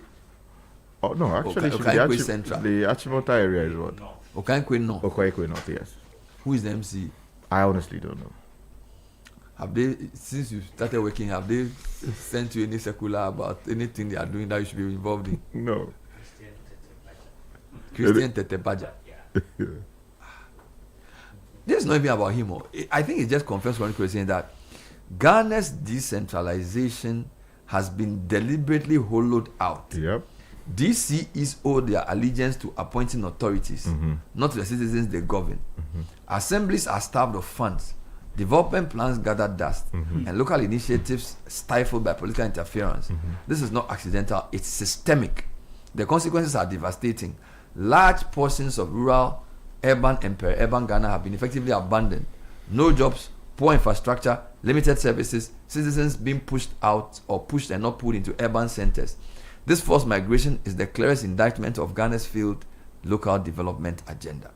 The question is, what is our local government minister's vision? Or what is the president's vision for local government? You know, yesterday's program, we didn't do local government, we didn't do health. I don't know maybe you can check the NDC manifesto. What does the government say they will do about local government? Maybe you can help us. Decentralization, find it for me. So we can read it and say to the local government ministry that, please, this is what the president said he wants to do. In the first year, what have you done? Have you put in, of course, they've appointed MMDCs, they've paid, or they've instituted some payment for them. I think now they said assembly members will receive some payment. All right. Apart from that, is there any concrete thing that has been done to enhance decentralization? I'm not sure. The editorial said that policies are just gathering dust, right? I've been taking a look at 2020 policy. It's called National Transport Policy, and it has a lot of information for freight, sea, air, road, land, rail, and vehicles, and all of that. It's a 139 pager document. I'm reading through, and there's so much here that I've not seen materialize. But I'm sure we'll have more policy conversations and more documents to be minted. All right. It's time for taking social media trends. And the segment is probably brought to us by... It's brought to us by First Bank Ghana. You will experience banking like never before with First Mobile or Quick Banking. Star 894 hash is the short code. Your bank will be in your hands. Make real-time transactions with First Mobile or Quick Banking. Star 894 hash. Enjoy fast, secure, convenient banking anytime, anywhere. Instant airtime and data purchase is one of the services you will get, including funds transfer to and from Momo wallets and interbank and intra-bank transfers, plus much more. Download the First Mobile app from Apple App Store or Play Store. Simply dial star 894 hash. Follow the prompts. Join thousands of customers. Enjoy seamless banking. For more details, call First Solutions on 0596 921 91 Email us firstsolutions@firstbankgroup.com. First Bank, you first. Edwin joins us with tech and social media trends. Hello, Caleb. Come How is on. everyone doing? Charlie? Charlie, we did a system. Council. Yeah. It's good to see you again. We did. Okay, so we start with Professor Frimpong Boati, who's been trending from yesterday, continues to trend, because the MPP has initiated processes to expel him from the party. So, if you want to know what he said or did that forced them to initiate this process, he basically said that the last flag bearer election of the MPP was fraught with bribery and corruption, which allowed Dr. Baumia to be elected as flag bearer. He also said that the current MPP is fake, and he doesn't want to associate himself with any of the executives in the party because they are all fake. So, and later on, of course, he said this on the point of view to Bernard Avle, and it went viral after that, which is why the MPP took the decision.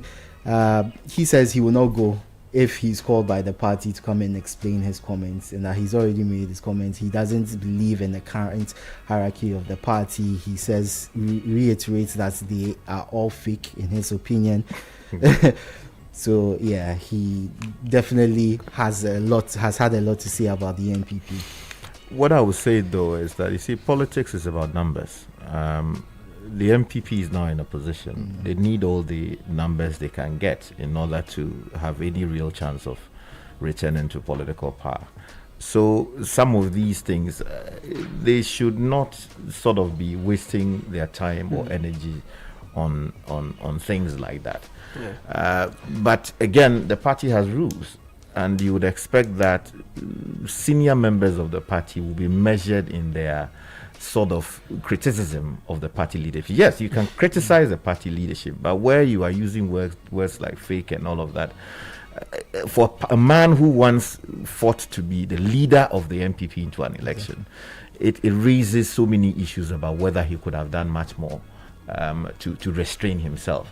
So I understand him. He seems frustrated about how the party is performing these days, but he made very serious allegations, and one would expect that he will go and defend that. But then the party too should be measured in how it goes about chasing everybody who criticizes the leadership. As to whether it's a fair criticism, there are issues there, because I think he could have been more measured in how he went after well, the party. as you said, he is a senior member of the party. He ran for the flag bearer election in 2006. He was also appointed environment minister. So these comments hold a lot of weight. Let's move on to Abu Trika, Frederick Kumi, who was trending yesterday because, well, his case has been adjourned to the 2nd of February. His case was heard as a Gbese District Court yesterday. But what has attracted attention is the fact that the state prosecutors, they moved to discontinue the case against the second and third accused persons. But the court declined to formally grant their request for discontinuation, and I'm not exactly sure how this is possible. Okay, so I mean, my understanding, I wasn't in court. My understanding is that the judge was covering for another judge. The magistrate was covering for another magistrate, which is to say that that court, someone presides over that particular court, but for some reason that person was not available, and so someone else was covering for the substantive, magistrate in that particular court. And the case was brought before her, and the Attorney General made the relevant, intention clear to the bench. And for some reason, the judge said that she wasn't going to they should let the car pass her by.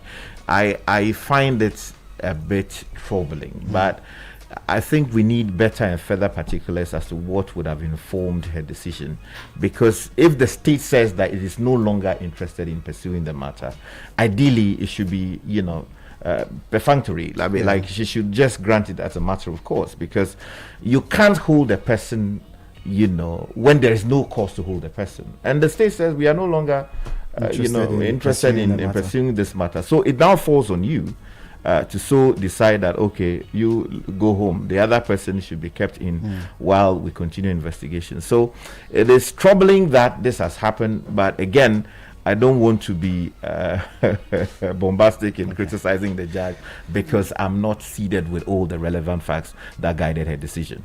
Okay, so the next trend is LGBTQ, which is back in the trends because photos of an apparent teacher manual have been going viral online. And I have it here. It says Physical Education and Health elective for senior high schools teacher manual year 2. And they've been going viral because of part of the book which says gender identity. It refers to a person's deeply felt internal experience of gender, which may or may not correspond with the sex assigned at birth. So some people are very upset online because they feel that this is an attempt to push these topics on Ghanaian youth, even though culturally some people in this country may not accept it, including the Asin South Member of Parliament, Reverend John Intim-Fojo, who has called on the Ministry of Education to recall all these textbooks and teaching materials that he says contain unapproved LGBTQ related content. So there's a huge conversation online. He says this was not introduced in the previous government. It's the current government that under which this book was introduced into schools, and he's been expressing his thoughts about that. But a lot of people have been speaking about it online as well. I see. We wish everybody all the Okay, a couple more trends before I go. Daniel Lai, he's a Ghanaian referee. He will referee tonight's AFCON semi-final between Nigeria and Morocco. That game kicks off at 8 p.m. It's a big deal because he was VAR for Morocco's win over Cameroon, and people were not too happy with his performance, but he's been given the top job tonight to referee tonight's semi-final at 8 p.m. The other semi-final is Egypt versus Senegal, which kicks off at 5 p.m.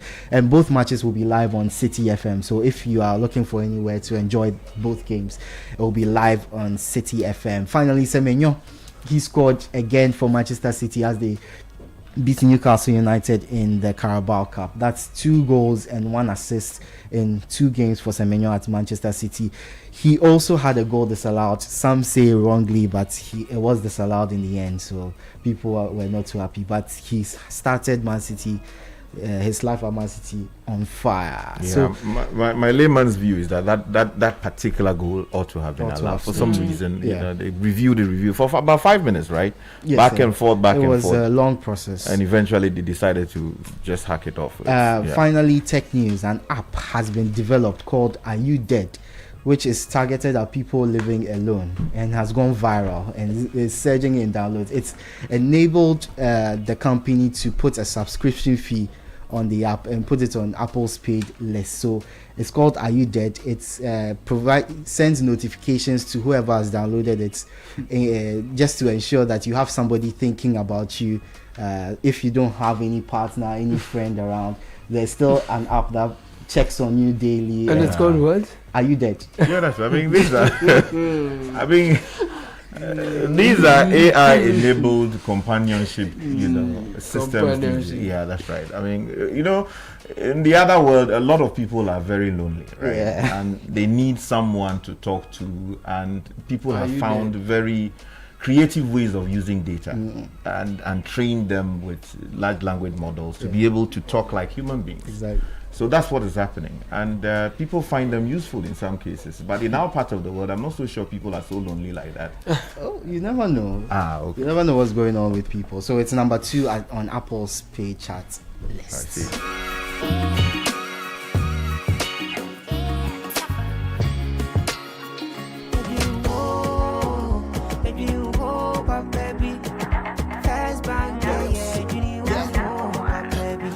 For a bank to rely on, let me give you a shoulder to lie on. Would we say to bank be no lie? Only one place where I get my eye on. Make I introduce you all to First Bank, the best services in the world, first rank.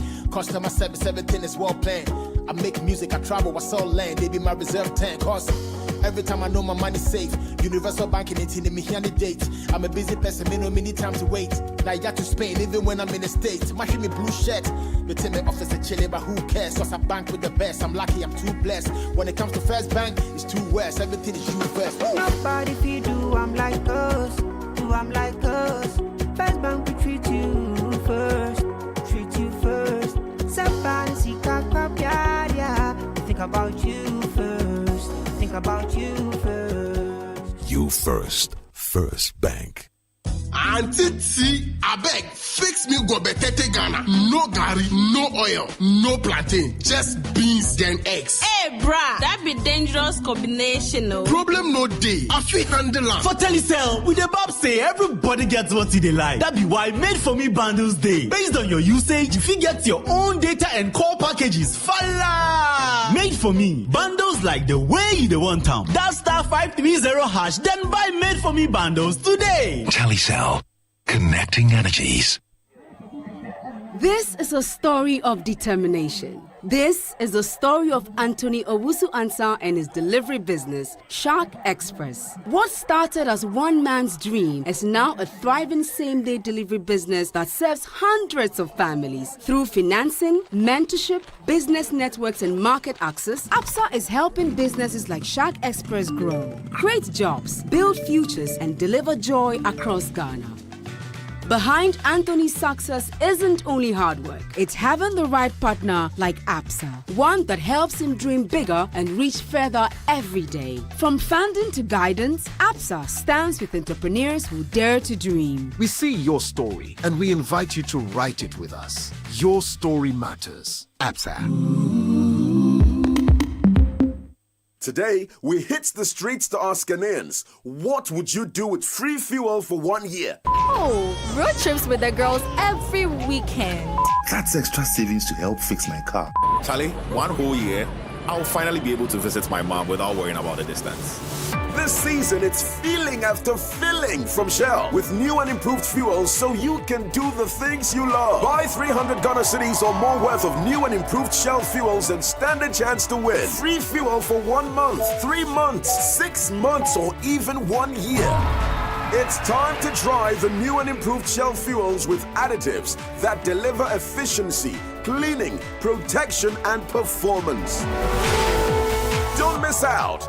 Fill up with new and improved Shell fuels and get rewarded. Promo runs till the 28th of February 2026. T's and C's apply. New and improved Shell fuels. Simply better by far.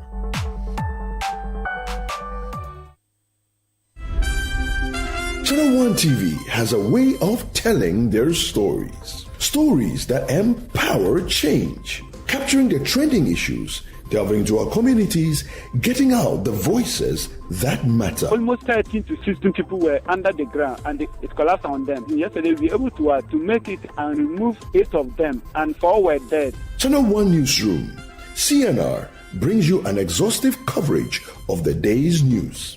8 p.m. and 11 p.m. every night. Don't mind in forest reserves. And always when you've created a mess, clean it up. The laws are there. So it's not that we need more laws. It is just that we need more enforcement. Channel One Newsroom captures the exact news temperature of the nation. From the northern, western, eastern, and southern parts of Ghana, Channel One Newsroom, CNR's got you covered. Let's speak to the core issues in terms of how we can prevent professionals who have been given the mandate to teach our children, and for this matter, the old children's standard of care, and how they can live up to expectation. 8 p.m. and 11 p.m. every night. How can somebody wake and you tell the person I appreciate you for 10 good months? I can't stand it. I'm owing rent. What should I do to be able to pay my rent? I don't understand. They should pay us. Enough is enough. CNR, telling your stories, empowering change. Catch CNR on Channel One TV at 8 p.m. and 11 p.m. every night.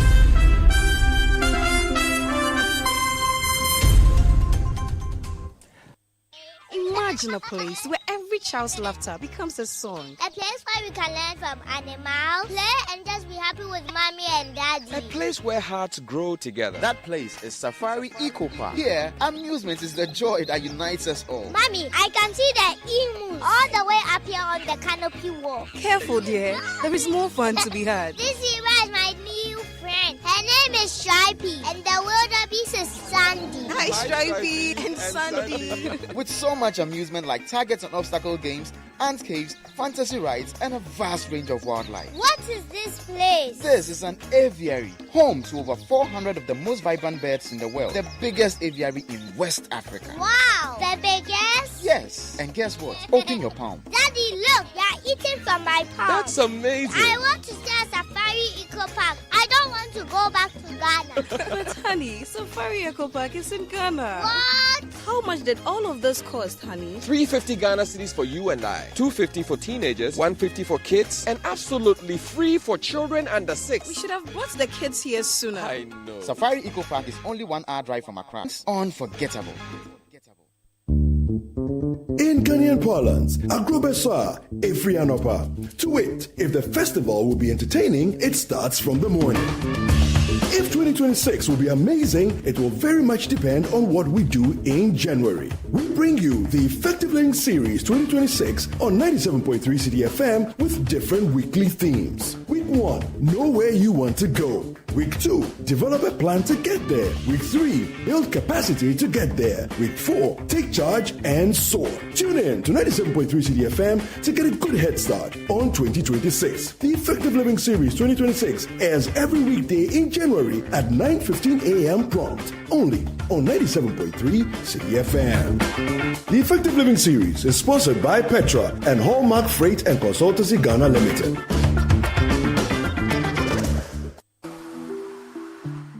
Mr. J, you are 98 and still strong. What is your secret? Simple, my son. I eat Dimfonio every day, the Asian superfood that kept our forefathers strong and energetic.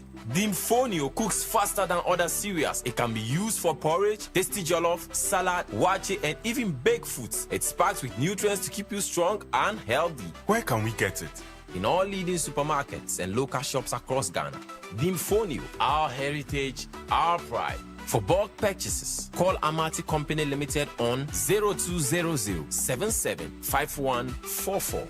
Dimfonio, nourishment for today. This advert is approved by the FDA. Join the conversation on the Citi Breakfast Show on Facebook at facebook.com/Citi97.3, Twitter at twitter.com/Citi973, and Instagram at instagram.com/Citi973 with the hashtag CitiCBS.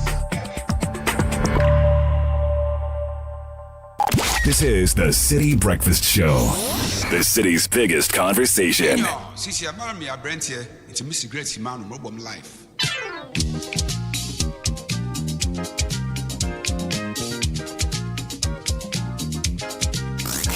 Unleashing the power of relevant radio. This is Citi 97.3.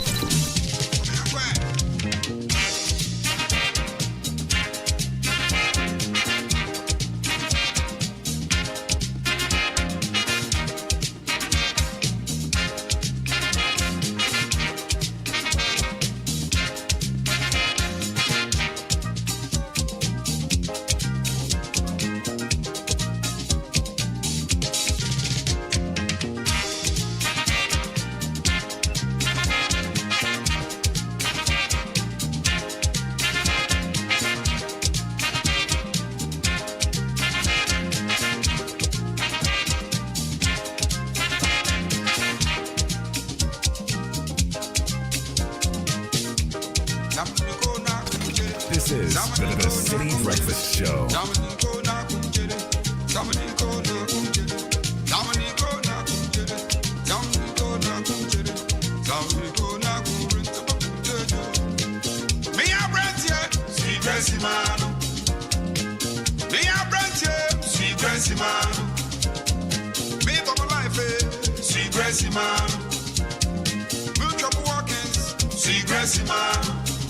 Media around their control, see Gracie man.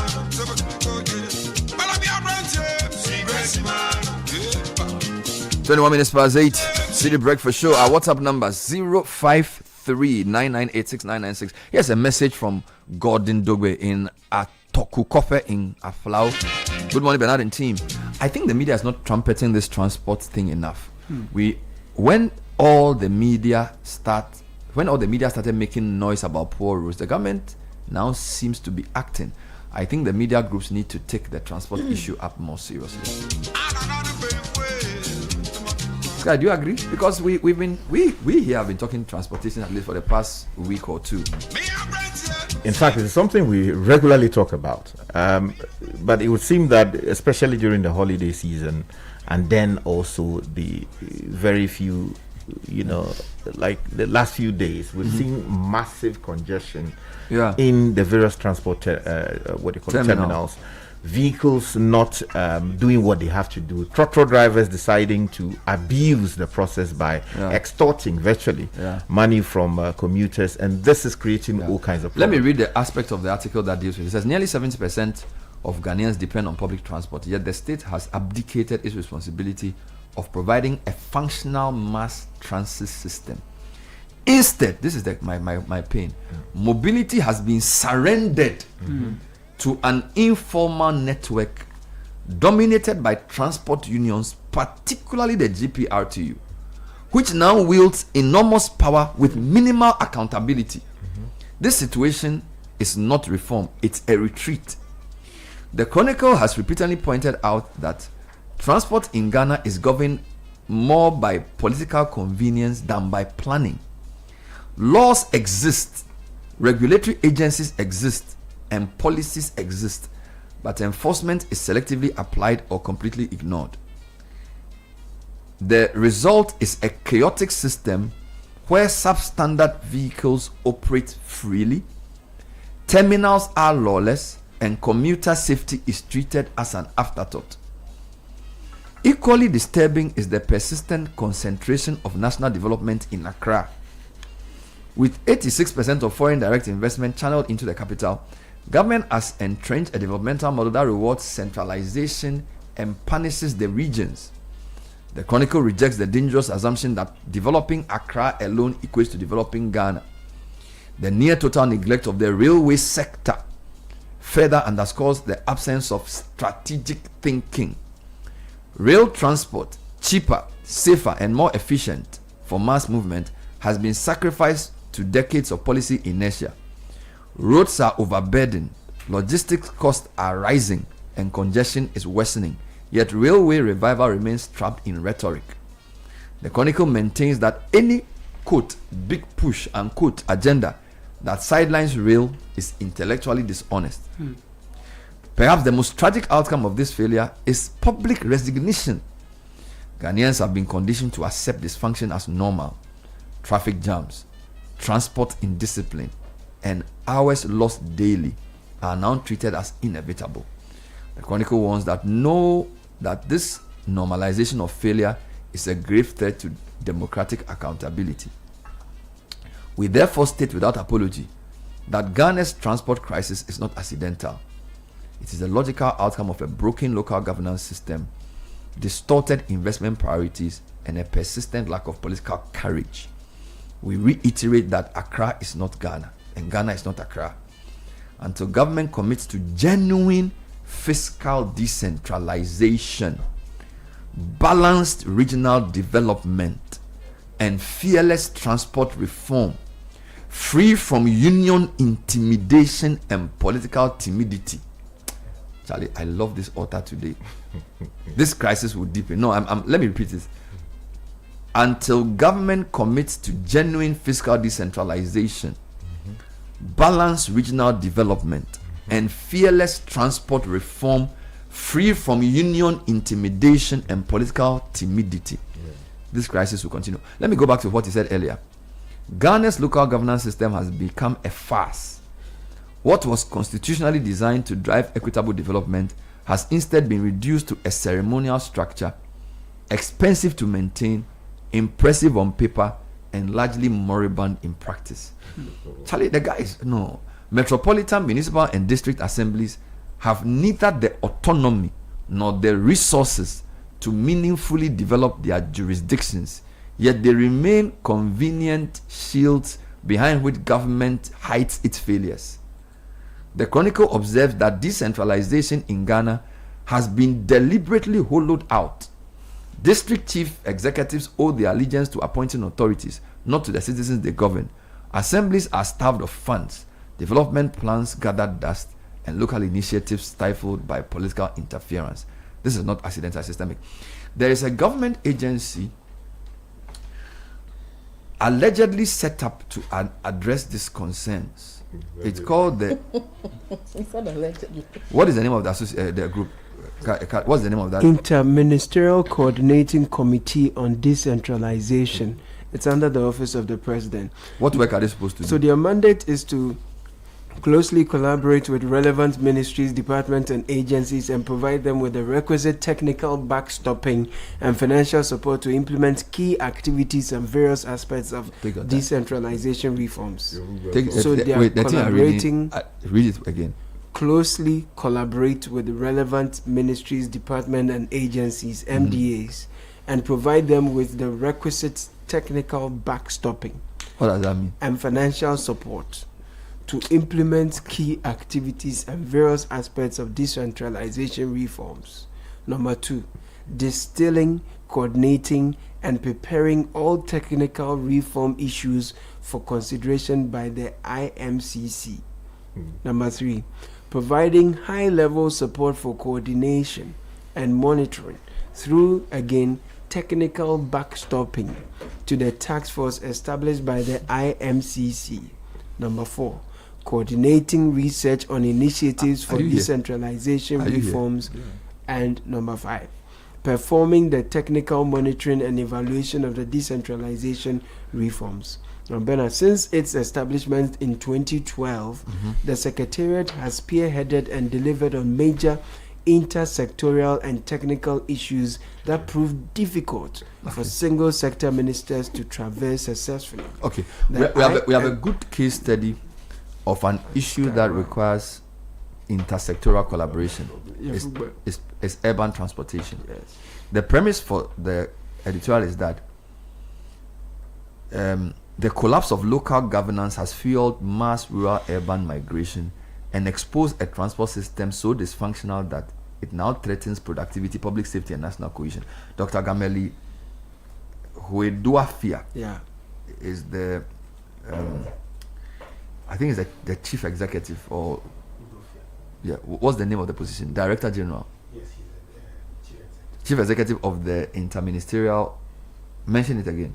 So Interministerial Committee, Interministerial Coordinating Committee on Decentralization.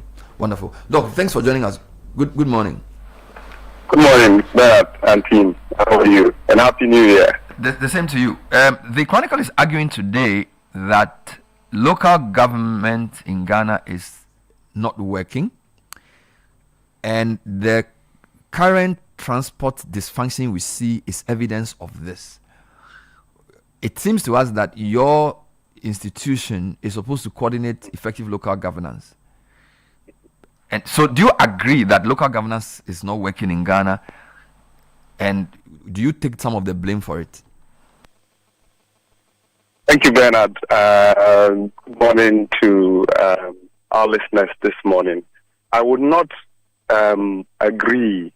We do have areas for improvement. That's what I would say. Now, what are we talking about? The Interministerial Coordinating Committee on Decentralization came about specifically to fix the challenges that had been identified within the local governance and decentralization space. Now, as you know, decentralization is multi-sectoral. Or local governance is multi-sectoral.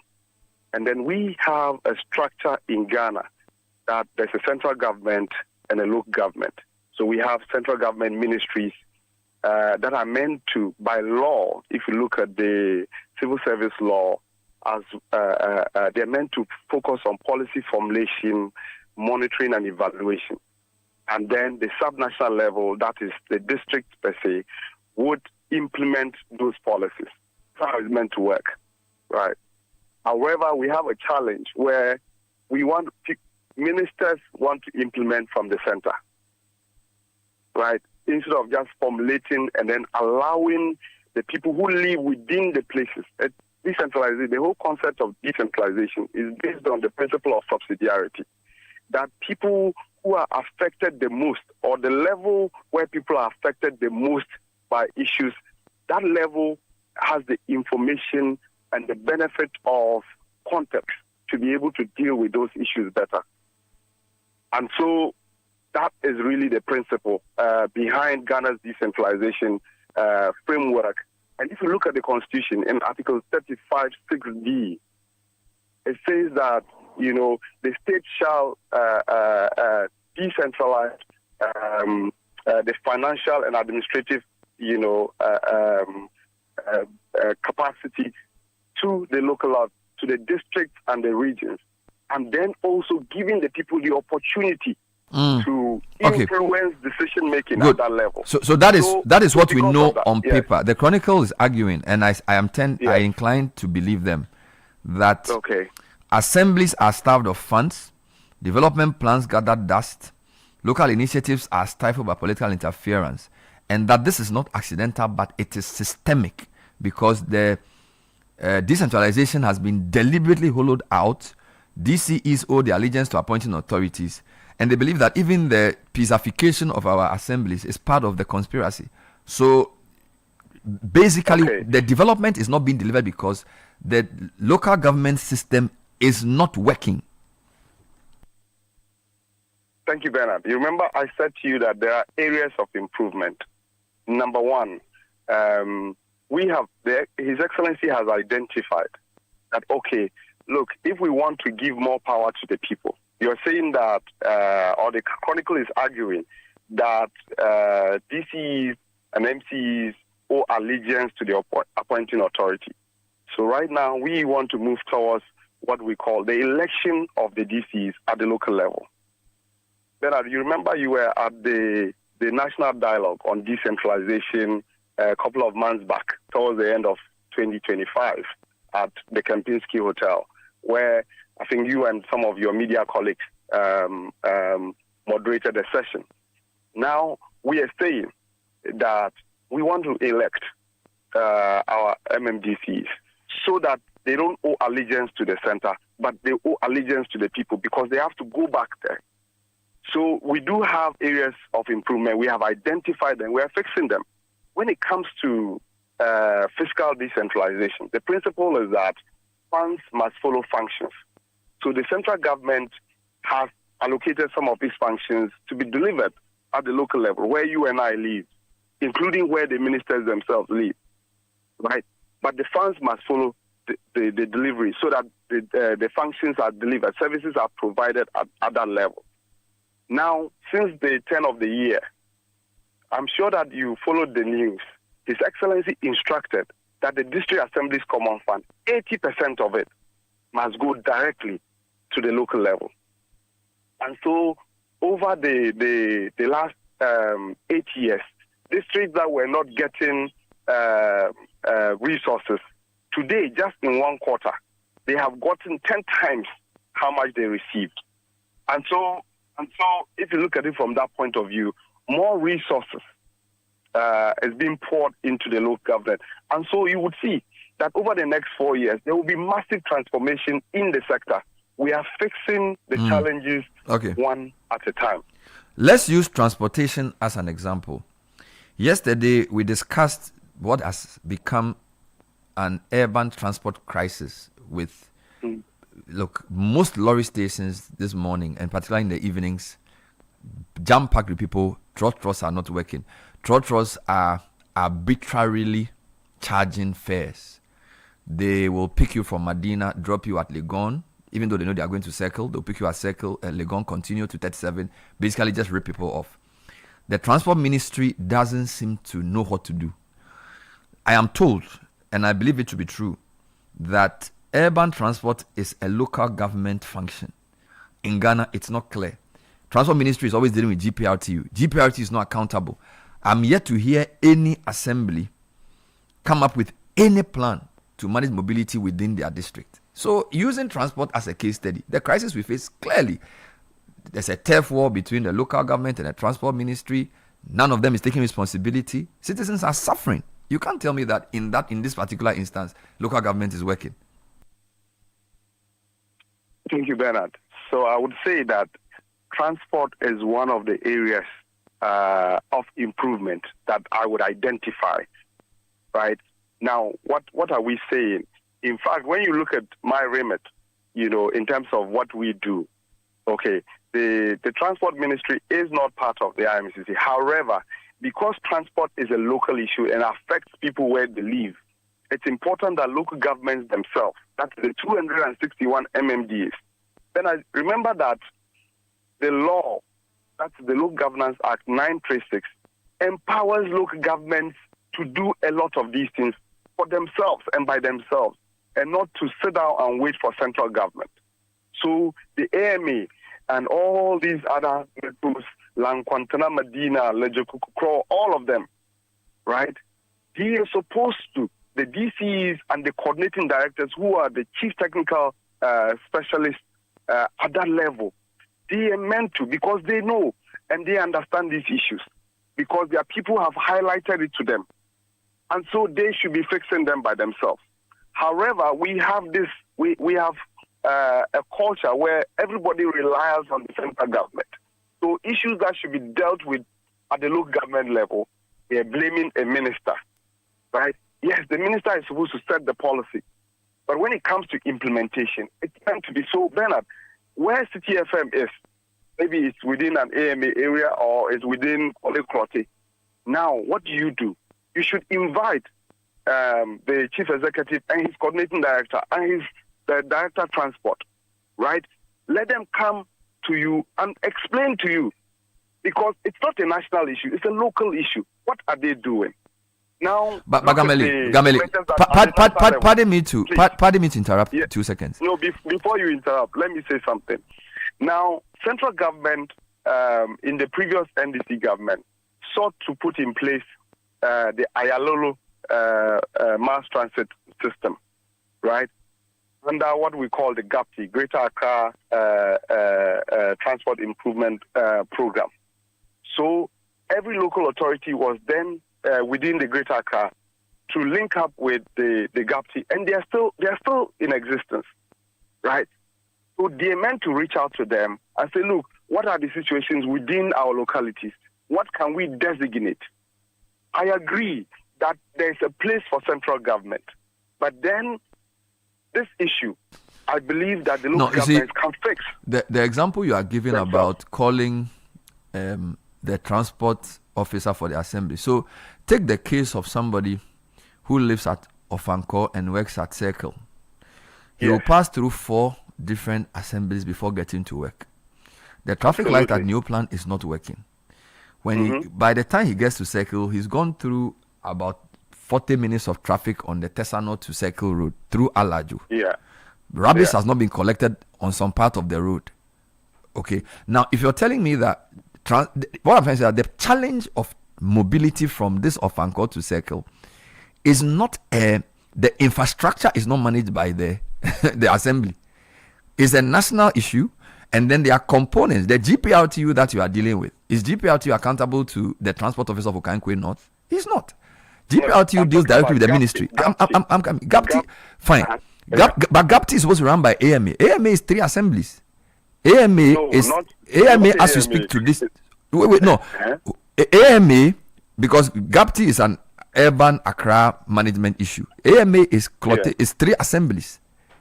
The GAPTI station at Achimota, AMA doesn't even have control over that place. So the mayor of Accra cannot go and say anything to GAPTI at Achimota. That's run by another person. What I'm trying to say is that. Let me correct that. Let me correct that. Okay, correct it. GAPTI is Greater Accra. So it's all of them. All of them. All the local authorities within the Greater Accra region. They oversee GAPTI. Yes. So GAPTI is not just AMA. Wonderful. So what's happening is that the end point happens within the AMA area. So who do I hold responsible for GAPTI not working? Who do I hold responsible? There's an officer who is in charge of GAPTI.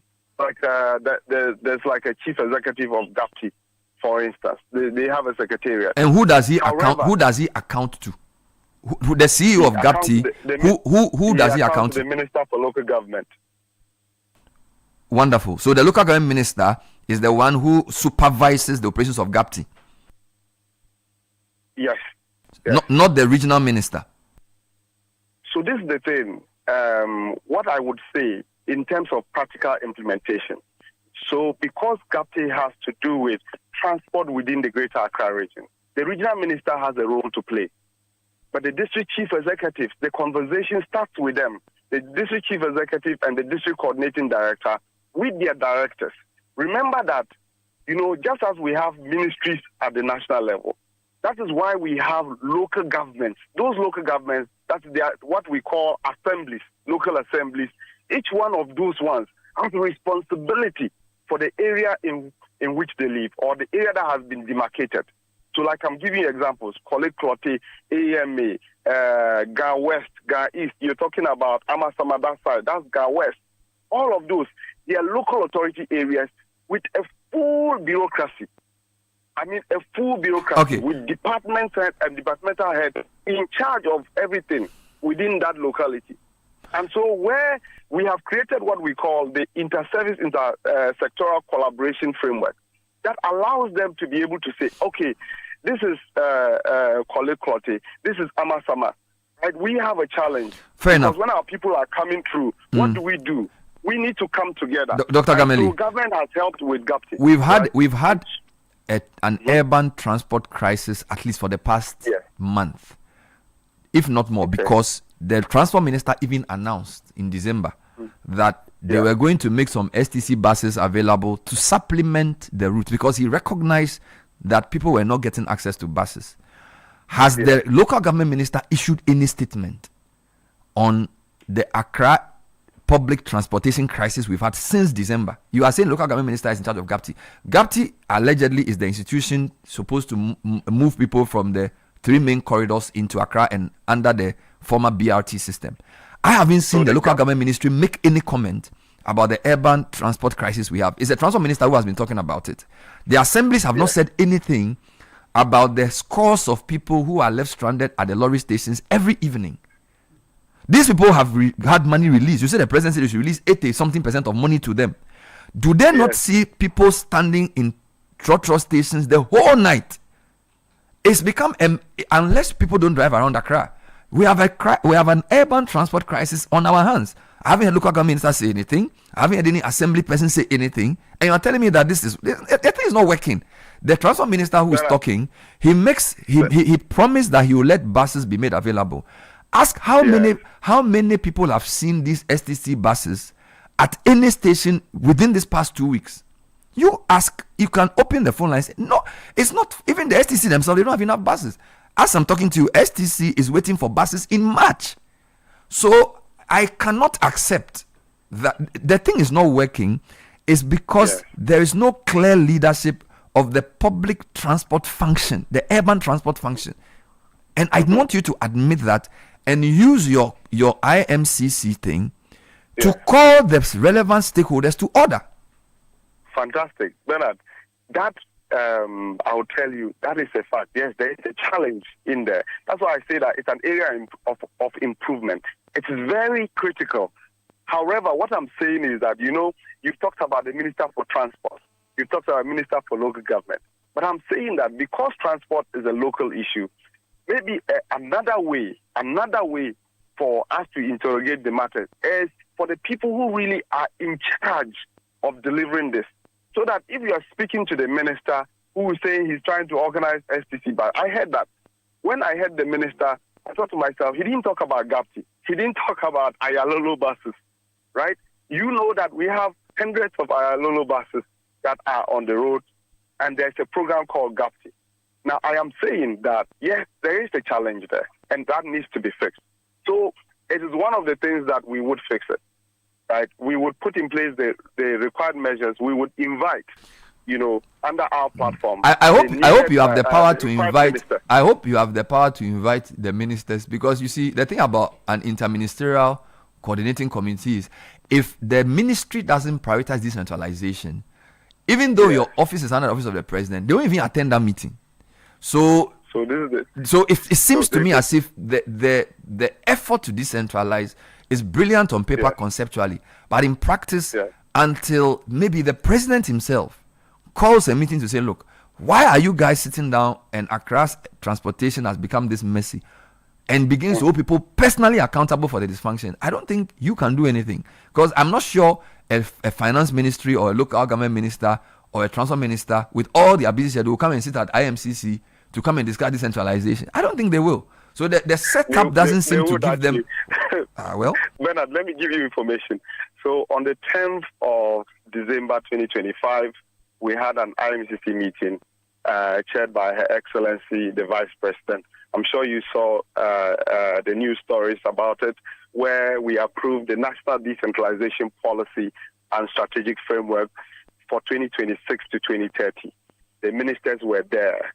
If you look at the pictures, you see all of them. Minister for Health, Education, Agric, local government, all of them, including the heads of the NDPC, the head of the local government service, the head of the civil service. All of them were around the table. And so it's important, because His Excellency says this is how we want to go. We must fix these challenges so that our people, right, are able to benefit from the governance that we talk about. Because remember that the 261 MMDAs that we have in Ghana, the economies within them make up the national economy. And so if I live in Bunkrugu, and then there are challenges in there, and then my minister sits in Accra and says, oh, everything is beautiful, whereas I don't feel it in Bunkrugu, then there's a challenge, there's a disconnect. And that disconnect we are fixing through the National Decentralization Policy. The policy has 6 thematic areas: fiscal decentralization, fiscal decentralization and local finance, administrative decentralization, local economic development, popular participation and accountability, decentralized planning.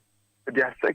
In addition, we have another 6 cross-cutting areas, including climate change, security, the 24-hour economy, mindset change, and ethics, right?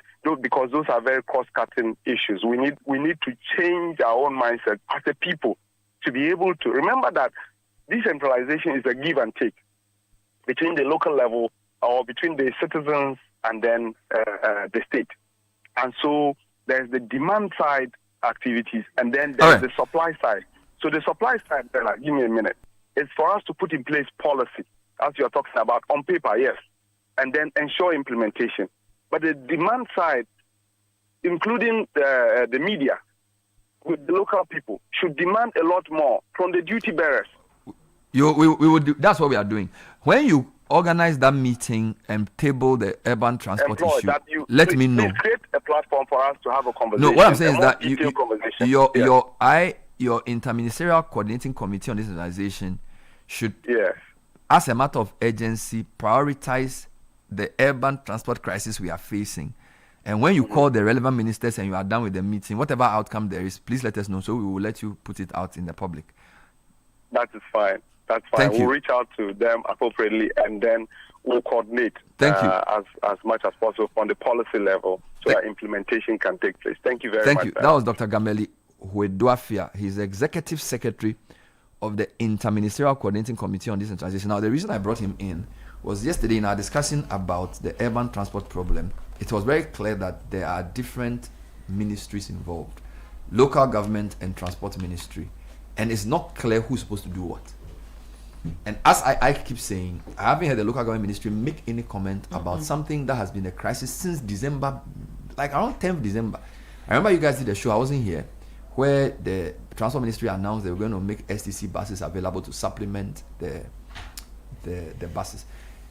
Send your reporters to any of the lorry stations from around 5 p.m.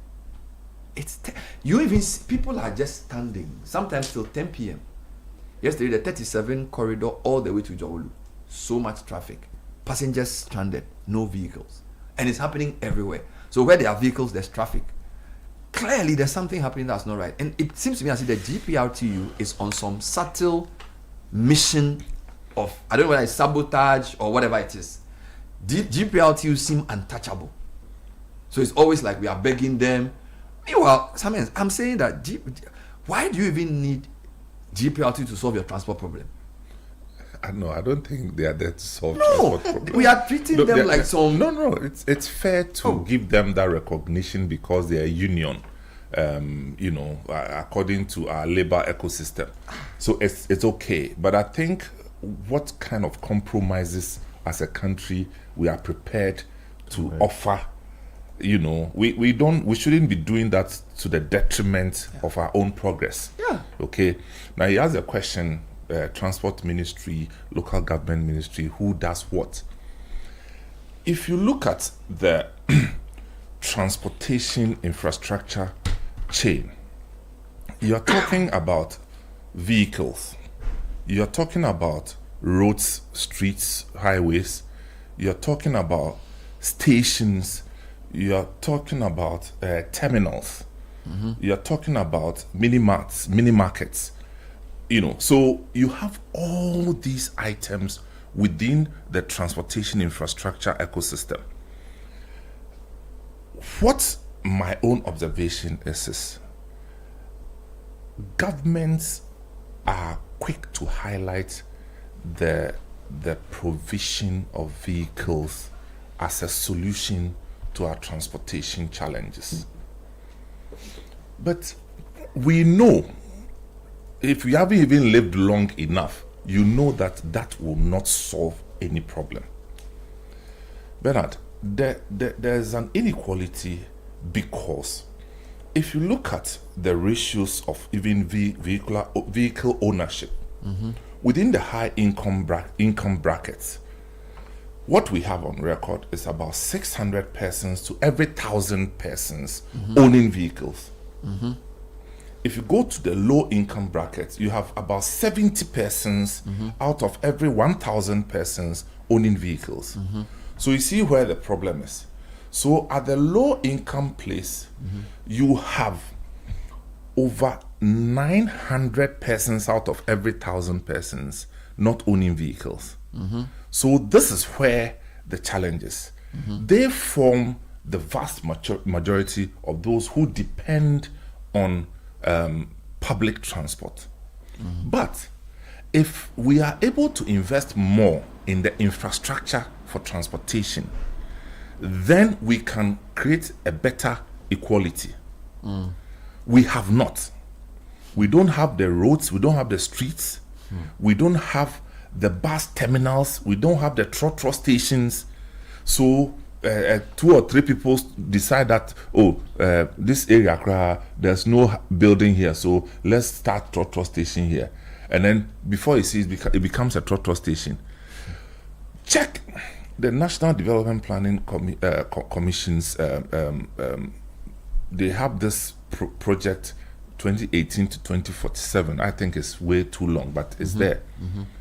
They have listed exactly how they expect Ghana to make progress with transportation infrastructure. Now, so when I heard the man saying that it is not a national issue, I just like, where is he reading this from?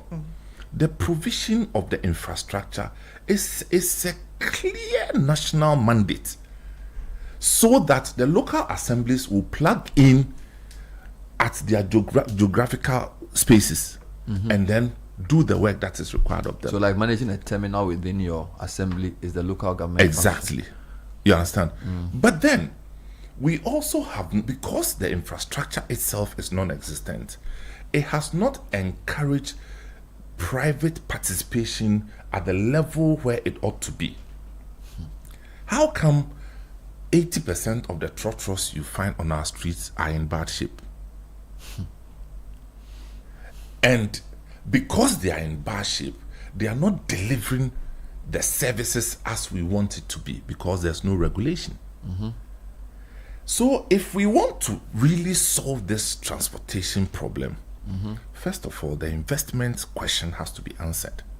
Infrastructure. Yes, investment into infrastructure. But you see, without that, nothing will happen.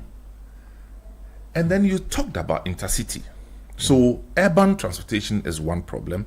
Intercity transportation is another problem. And then you talk about STC. STC in its current form, and when I talk about current form, as at December 2025 or 2024, can never make any profit. No, can never make any gains. Sorry, STC in this current form? Yes. If they don't change the way the company is structured. Because you see, they always go and look for money through government to go and buy the buses. And then they bring the buses. And then they are supposed to offer the services, but their pricing should not be too much because they want to offer it as a public good, public service. So they're always running losses. So they are always running losses. And the private intercity services are always competing against them favorably. So you see, as a business model, they've been structured to fail. Unless they wake up to a new reality that this is a business that should be sustained. And so it requires proper decision making. How do you balance a business that must be sustained with transport being a public service that must be subsidized? Because that's the balance that they feel like, because OA and all these VIP guys are private, a government supported bus service, if they were to charge the same price or competitive price to the private guys, then those who are poorer will be disadvantaged, which is, I think, the logic behind STC and Metro Mass and all these guys always charging lower fares. That's why you tier them. You do tiered services, so that even if it's STC, you need to create a premium STC service where you can charge more to pay for the one that because that's how it works. You understand? So if I'm doing STC, I need a premium one. For instance, if Accra Kumasi is charging 200 cedis in a normal sense, I'll charge, say, 500 cedis for premium. And trust me, there are people who will pay for the premium. And that premium profit will now make up for the ordinary one that is for everybody. Now, if you're going to choose the everybody, it also comes with its own problems. That you're going to run late, you're not going as fast as, it's not as comfortable. The world over, that's how it's done. So it's the choices, you actually pay for your choices as the services are provided. I mean, this may sound oversimplified, but I have seen it work in other jurisdictions. So I'm just saying that as it stands now, if we bring 100 buses, look, give or take 2 years, they will all break down and there will not be enough money. So the way they are run is what runs it down. I'll take some comments. 053-998-6996. You can see the frustration I have with urban transport. Chronicle has nicely put editorial together. Sky read it earlier, which has picked out the urban transport problem as evidence of the dysfunction of local governance, because we have said that urban mobility is a local government function.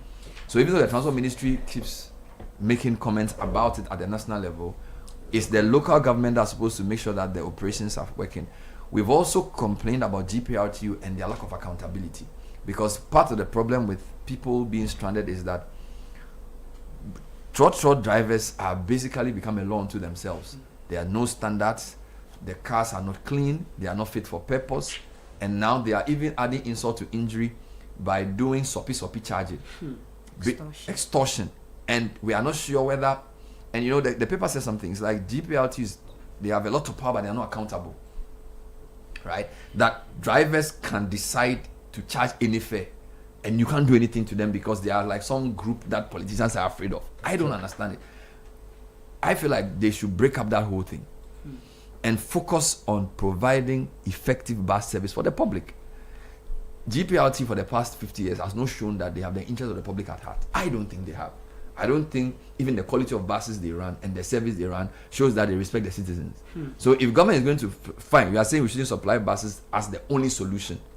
Okay, there must be a network of bus stations and proper maintenance or whatever. But I feel like GPRTU are always coddled every time. Won't agree to transport fare increase. For example, 2024 January, if you compare fuel prices to 2025 January, 2026, fuel prices are falling by at least 4 cedis.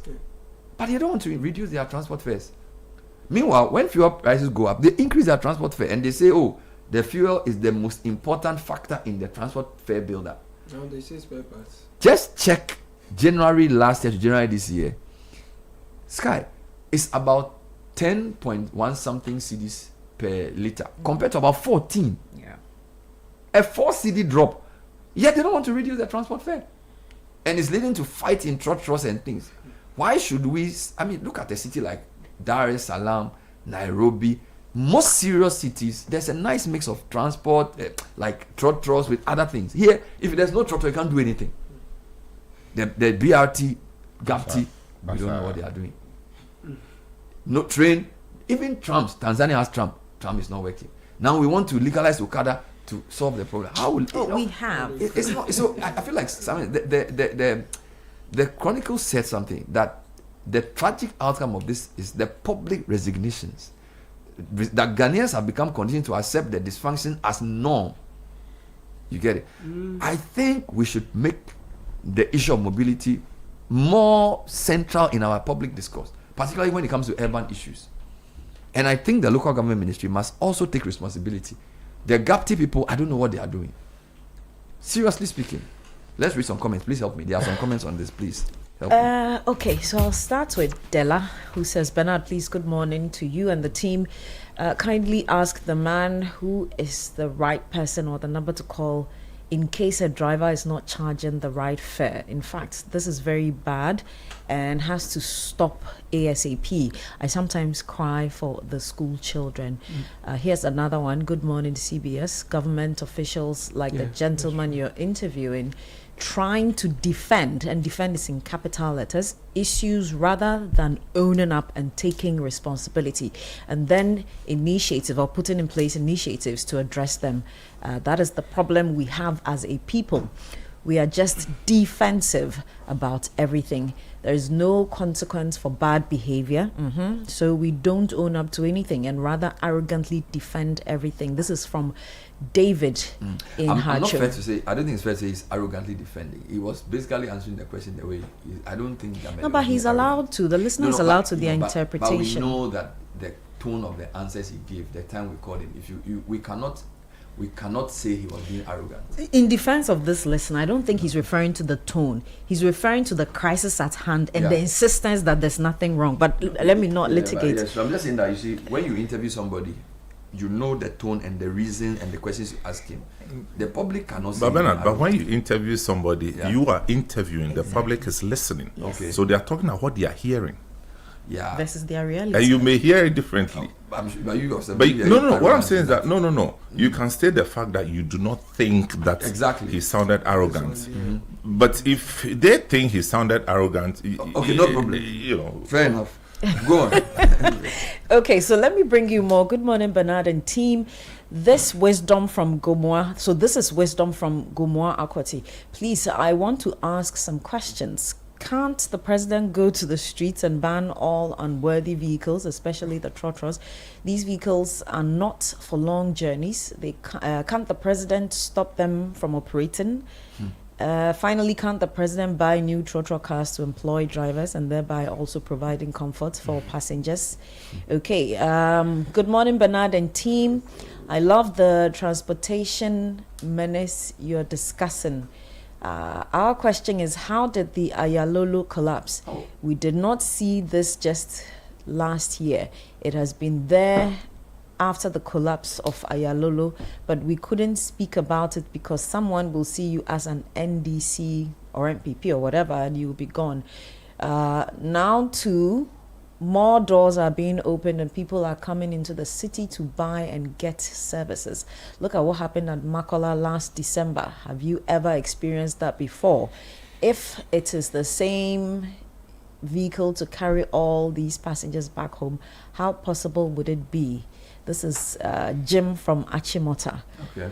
Nee Daniel in New Legon says under the overhead bridge at Medina Redco Junction has turned into a trotro station, causing unusual traffic anytime you want to drive through that section.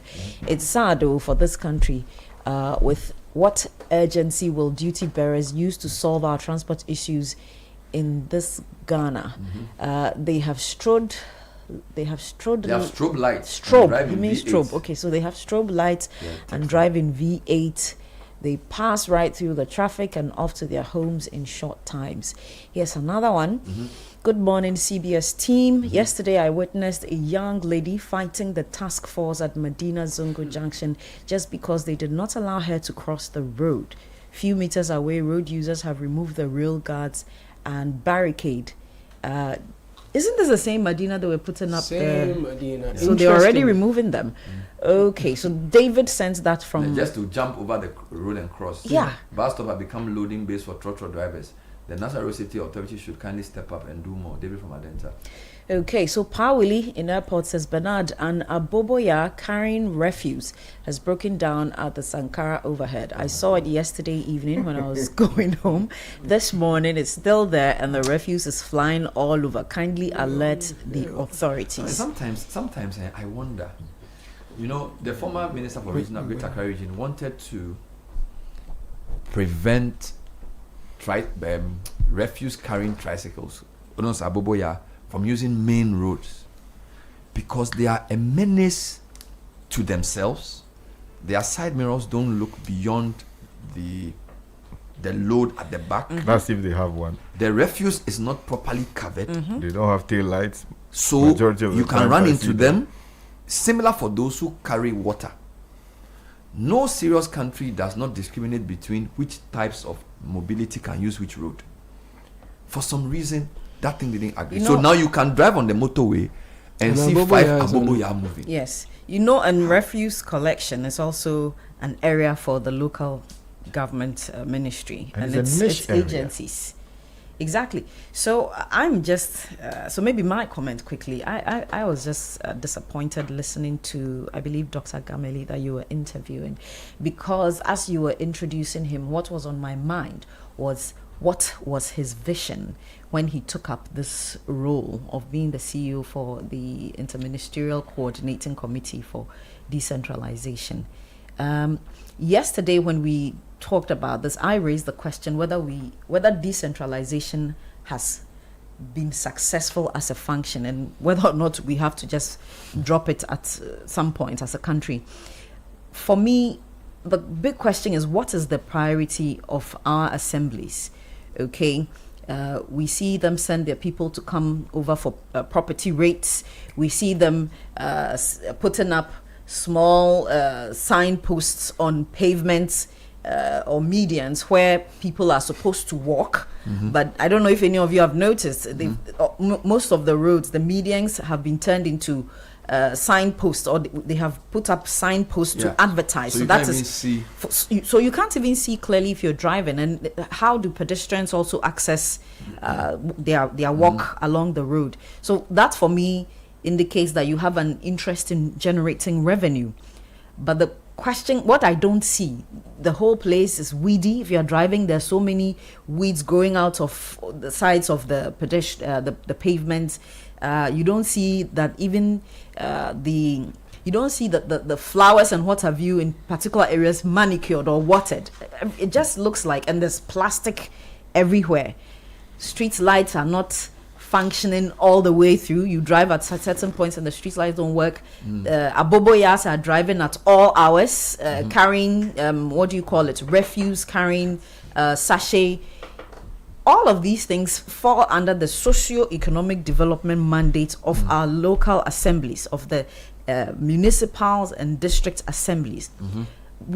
This was supposed to be localizing or decentralizing the government, but I'm not sure if any Ghanaian feels that. And so I didn't find his responses adequate, limiting it to what the Chronicle is saying. It's not the Chronicle's opinion. The Chronicle, as a media, which we also did, we started yesterday, was acting as the voice of the people. Follow up on our discussion exactly, as a voice of the people.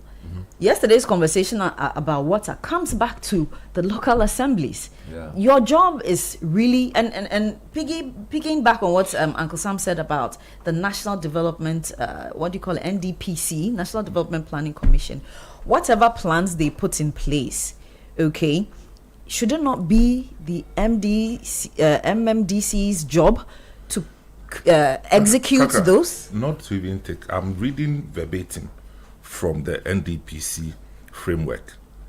It says that, according to that, it says that the metropolitan, municipal, and district assemblies, under the supervision of the local government ministry, are expected to play frontline roles in transport infrastructure planning and implementation at the local level. Under Ghana's decentralization laws, MMDAs are responsible for local development, including basic infrastructure and municipal works such as urban roads and traffic management, which are essential components of urban mobility. See why I went to local government ministry. So that answers the question. It's clear. Local government ministry. So clearly, I feel like this devolution of power in itself has failed. That's one, and we need to rethink it. I also think that there's a part that they're supposed to play, and you hear it in this gentleman's mandate: coordination. That is another big gap, because yesterday we also received a message. You read a message where somebody said the mobility issue is for the MMDAs and not the transport ministry. And I heard Doc also say that there's a certain the ministries are not allowing them. So clearly that falls into the failure of the decentralization of power. But when you come to the coordination, how are they coordinating? How is the ministry coordinating with other ministries and agencies? Because then if we are doing turf wars and saying this falls under this falls under that, and this is not the first time I'm hearing a state agency or a ministry delineate responsibility. This is what I do, this is what that person does. It's fair and good, but all of that is supposed to be under a certain big development agenda, and so coordination is very important, and I don't see that happening. I wanted Caleb to read an excerpt of a study done by CATS, titled "The Competition Reform in Key Markets for Enhancing Social and Economic Benefits in Developing Countries" project. This was under transportation. So I wanted to read from there, according to LI 2180 part. Do you have that? Yes, please, I do. According to the LI 2180 of 2012 under Regulation 121 of Ghana, the private informal bus operators are required to operate under defined management structures by tendering on competitive fares, service levels, safety, etc., for sole operation on specific routes. However, this regulation is not effectively enforced because in Ghana, the permit issued to operators by the metropolitan, municipal, or district assemblies applies to the whole license area and not to specific routes. So that's the first problem. Since route rationalization has not been implemented effectively in Ghana, cherry picking of profitable routes with high commuter demand by transport union is common, particularly in the intra-city segment. This also highlights the significant role that transport unions play in the Ghanaian transport sector. Correct. The absence of regulatory route allocation has resulted in transport unions such as the Ghana Private Road Transport Union, which controls 85 to 90% of the market, allocating routes among the wide range of private players in the market based on preference and ability to lobby. There are a few more messages here, Bernard. I have written about this transport issue before. The challenge arose when between 1981 to 2000, the government then managed to subtly make the GPRTU a wing of political dynamics in Ghana. They were indirectly empowered and they used their newfound power to screw governments for their interests. This strategy have come to stay because through this strategy of empowerment, government public services were stifled in place of the transport unions to the extent that when governments attempted to put buses on the roads, they were attacked by the transport unions and nothing happened. Nee sent that from Bachuna. And he goes on. Yeah, he goes on. Go on. Kenya is today building their own electric buses for public transport. And as always, Ghana is planning to build electric vehicles locally in the near future, which will never happen. I believe we started planning before Kenya did. There are buses on our roads which will not qualify to be used in civilized jurisdictions. You were just talking about New Plan, right? Yeah. The New Plan was assembling buses for our use, right? We also saw the Omnibus Services Authority. Of course, eventually it died, and all of these things. So, when you look at it, I think we have retrogressed. As opposed to making real progress. And it's for public transport. Yes. Yes. No, that's correct. That's correct. Transport. It's so bad. Only public transport, no. No, I mean, as an personal example, fortunes have gone up for the high-end, high-income earners. You understand? Yeah. Leaving a wide gap for public transportation. Yeah. I mean, you talk about Omnibus Services Authority. Apart from Omnibus Services Authority, don't forget that we also had Willowbrook Services Limited. Yes, Odoko and related, yes. You understand? Beyond that, we had other things.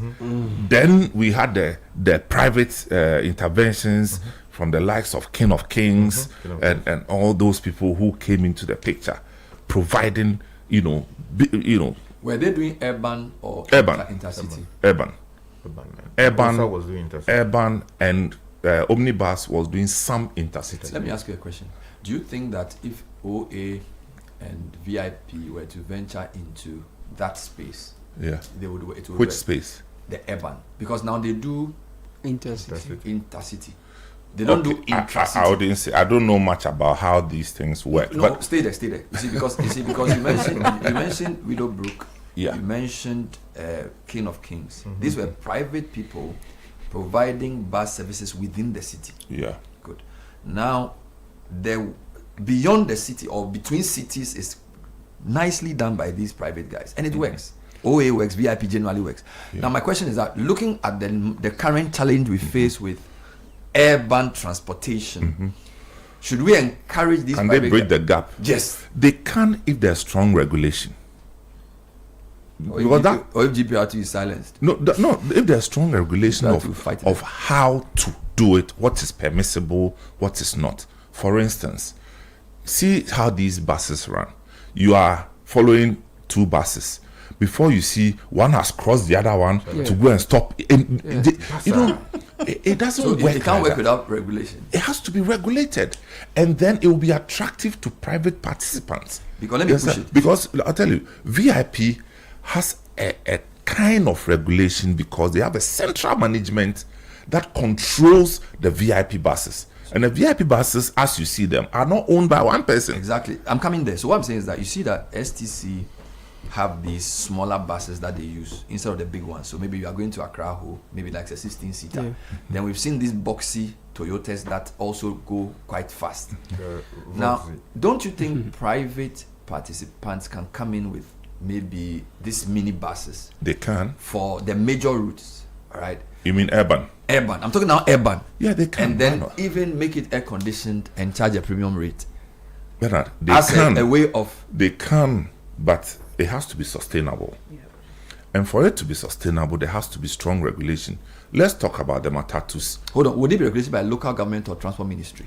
It can be self-regulation. Because my it can be self-regulation. This is my fear.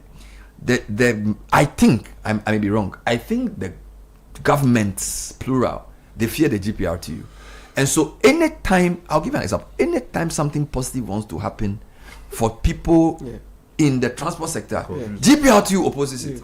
GAPTI, the whole BRT thing, the GPRT people didn't want to agree. So it's like when the politician looks at the political consequence of implementing anything that will help us, so long as GPRTU doesn't want it to happen, they don't want to do it. Because you have created a space for GPRTU and ring-fenced the space for their comfort. They don't have the credibility to manage that. So what if GPRTU, as it is now, is allowed to do what they are doing, and you start building urban rail systems? What will happen? Where will their power be? But that's why rail systems have been sabotaged by haulage. The thing I'm saying is that even the rail, one of the reasons why is because the haulage guys have not agreed. Well, we take a decision to get into urban rail. In the same document that I'm talking about, there actually is a plan for an underground rail system from Adenta to Accra. No, the document is only that is by 2047. I know, but you see, what I'm trying to say is that the elephant in the room is government's decision to ignore or to say to GPRTU that you cannot hold us for ransom, because every major initiative they want to implement, which is commonsensical. Somehow the union doesn't agree and it doesn't work. So just draw rings around them. Draw rings around them. I don't know whether it's election. One day somebody woke up and decided to create an app to create Uber. Yes. Tell me one country in this world who did not resist Uber. But they are still working. They resisted Uber. Eventually, what happened? You cannot Uber resist is working. where the world is going. Black Cab is working. Exactly. Everybody has a piece of the pie. So I'm just saying that if the will is there, that we want to pursue the plan, we should be able to do it, because it's to the benefit of the country and the citizens. No, 100%. And I think the Uber example tells me that if the model is strong and citizens are willing to pay for it, it will. But the only problem is that Uber serves a certain portion of the market which is still not mass. You get it? Because, for example, it's a bit pricier than normal Trotsky. It has changed the taxi dynamic though, because now a lot of taxi drivers, you don't even know what they are doing. Okay, but I don't think the taxis were as strongly unionized as the GPRTU and the trotro stations, because the trotro stations, to the extent of price, the taxi drivers had control of their own pricing. Yes. And Uber came and changed that. Yes. But see, what I'm saying is that Uber is a private guy who has a technology that provides convenience. All right, but the issue with trotros is that the routes and the lorry stations are not available. So, for example, if a private person wants to do Adenta to Accra, he will not be allowed to stand at the Adenta station, because GPRT will say you are not part of us. Yes, but so what I'm saying is are that not allowed to use the taxi stations as well. Yeah, They're but still Uber, functioning. the concept of Uber is your house. So you see, Uber can come to your front of Channel 1 and pick you to Metro TV. But if a trotro is taking you from Adenta to Accra, once GPRT says you can't park at Circle, or you can't stop at Adenta lorry station, that private guy is floating. So I'm saying that the control GPRT has over the spaces has to be broken. Number two, there has to be no. I'm coming. Before you go on, who built up the spaces? They develop. That's the problem. They develop. They develop randomly. So it comes back to the point you're making, that if the local assemblies are empowered, and the empower I'm using here is first political empowering, and then secondly and more importantly, financially empowering the local assemblies. Now there's another one we don't talk about: empowering them in terms of human resources, with the capabilities to run the assemblies the way you will run an organization. Yeah. So that's where we are talking about. Oh, let's vote for them. When we vote, everything will be solved. Really? You are going to vote for the people so that everything will be solved? It will not. I don't. It's not. I don't think it will solve the problem. No. It's probably going to worsen it will worsen it, because there's a set of skills and competences required by the person who drives the assembly, if we are being real to the problems that exist. And voting may even worsen it. Voting is the most popular person. It may worsen it. It's the most popular person, because some of the people government appoints are far better than some of the people we vote for. Let's say that again, louder. Say it louder. Let's be very honest.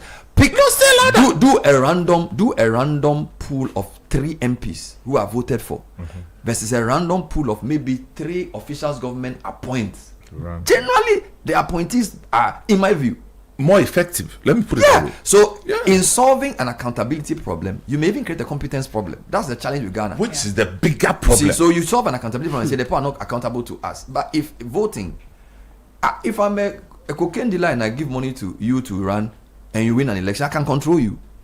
So I feel like we should think about this thing more deeply, and let's not think that just voting solves it. Anyway, we don't have enough time. So democracy. They say democracy. No, it's a complicated thing. Let me hear. Bernard, if you are building big, Vaniado is ready to build with you. From high-end apartments to office blocks, hotels to private homes, Vaniado is the trusted name for premium finishes at project-friendly prices. We supply luxury bathrooms, Cavallini kitchens, and tiles that combine international quality with unbeatable value, perfect for architects, contractors, developers, and interior designers. And the best part is Vaniado is offering bulk deals, special project pricing, and tailored packages to suit every skill. We don't just supply, we partner with you to deliver excellence on on time and on budget. Visit the Vaniado showroom on Ring Road opposite Laboni Junction, or call us on 055 0000031 0244 380293. Speak to our project team. Vaniado, powering bold projects.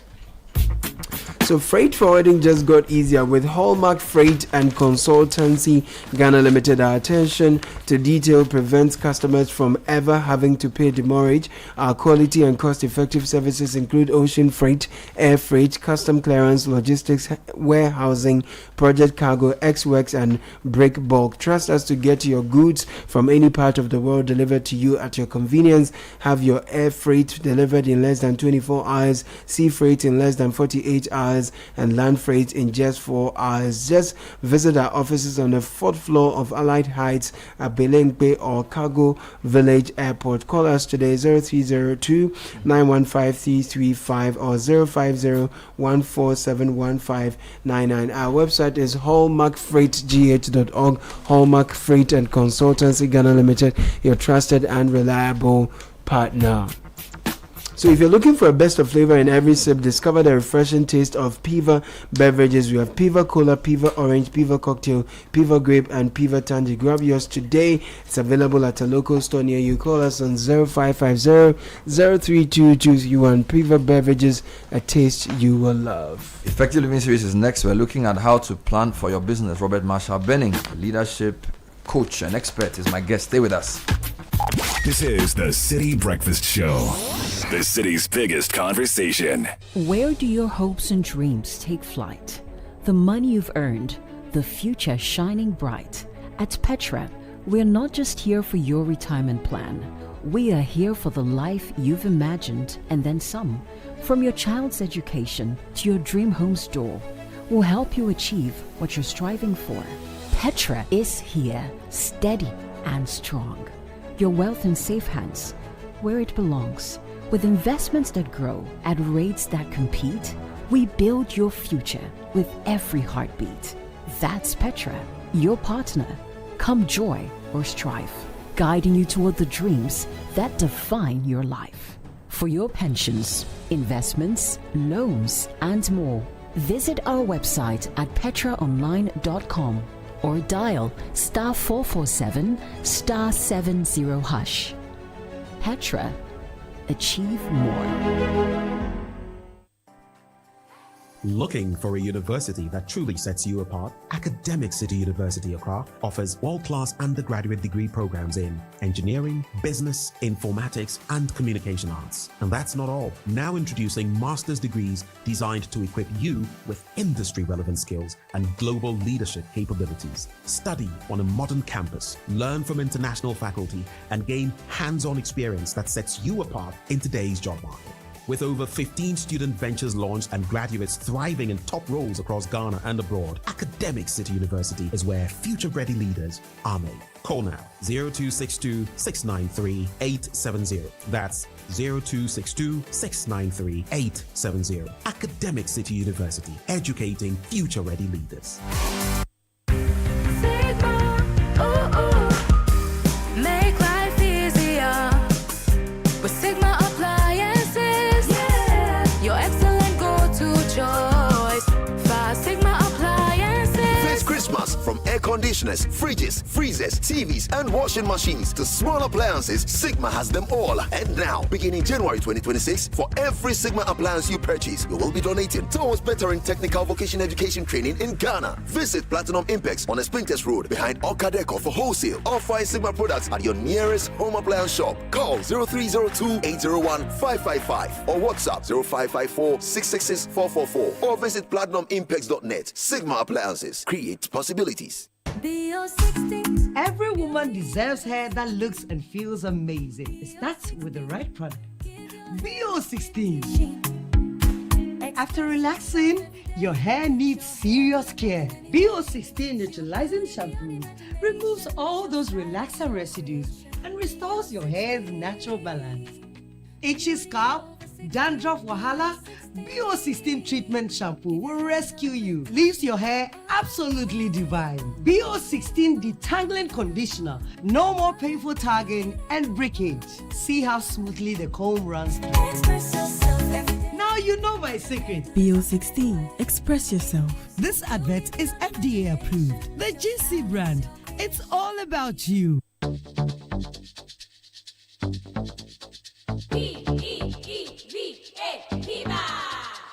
Looking for a burst of flavor in every sip?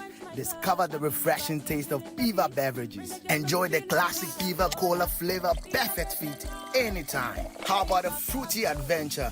Try our delightful Piva orange fruit drink packed with recognized citrus flavor. Craving something exotic? Our Piva cocktail fruit drink brings the tropics to you. For a sweet and juicy treat, grab our grapefruit drink and don't miss out on the refreshing Piva Tangy fruit drink, bursting with tangy flavor. Piva Cola, Piva Orange, Piva Cocktail, Piva Grape, Piva Tangy.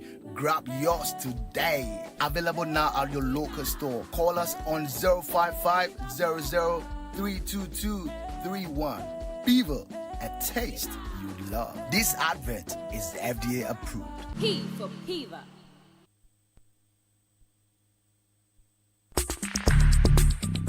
Join the conversation on the Citi Breakfast Show on Facebook at facebook.com/Citi97.3, Twitter at twitter.com/Citi973, and Instagram at instagram.com/Citi973 with the hashtag CitiCBS.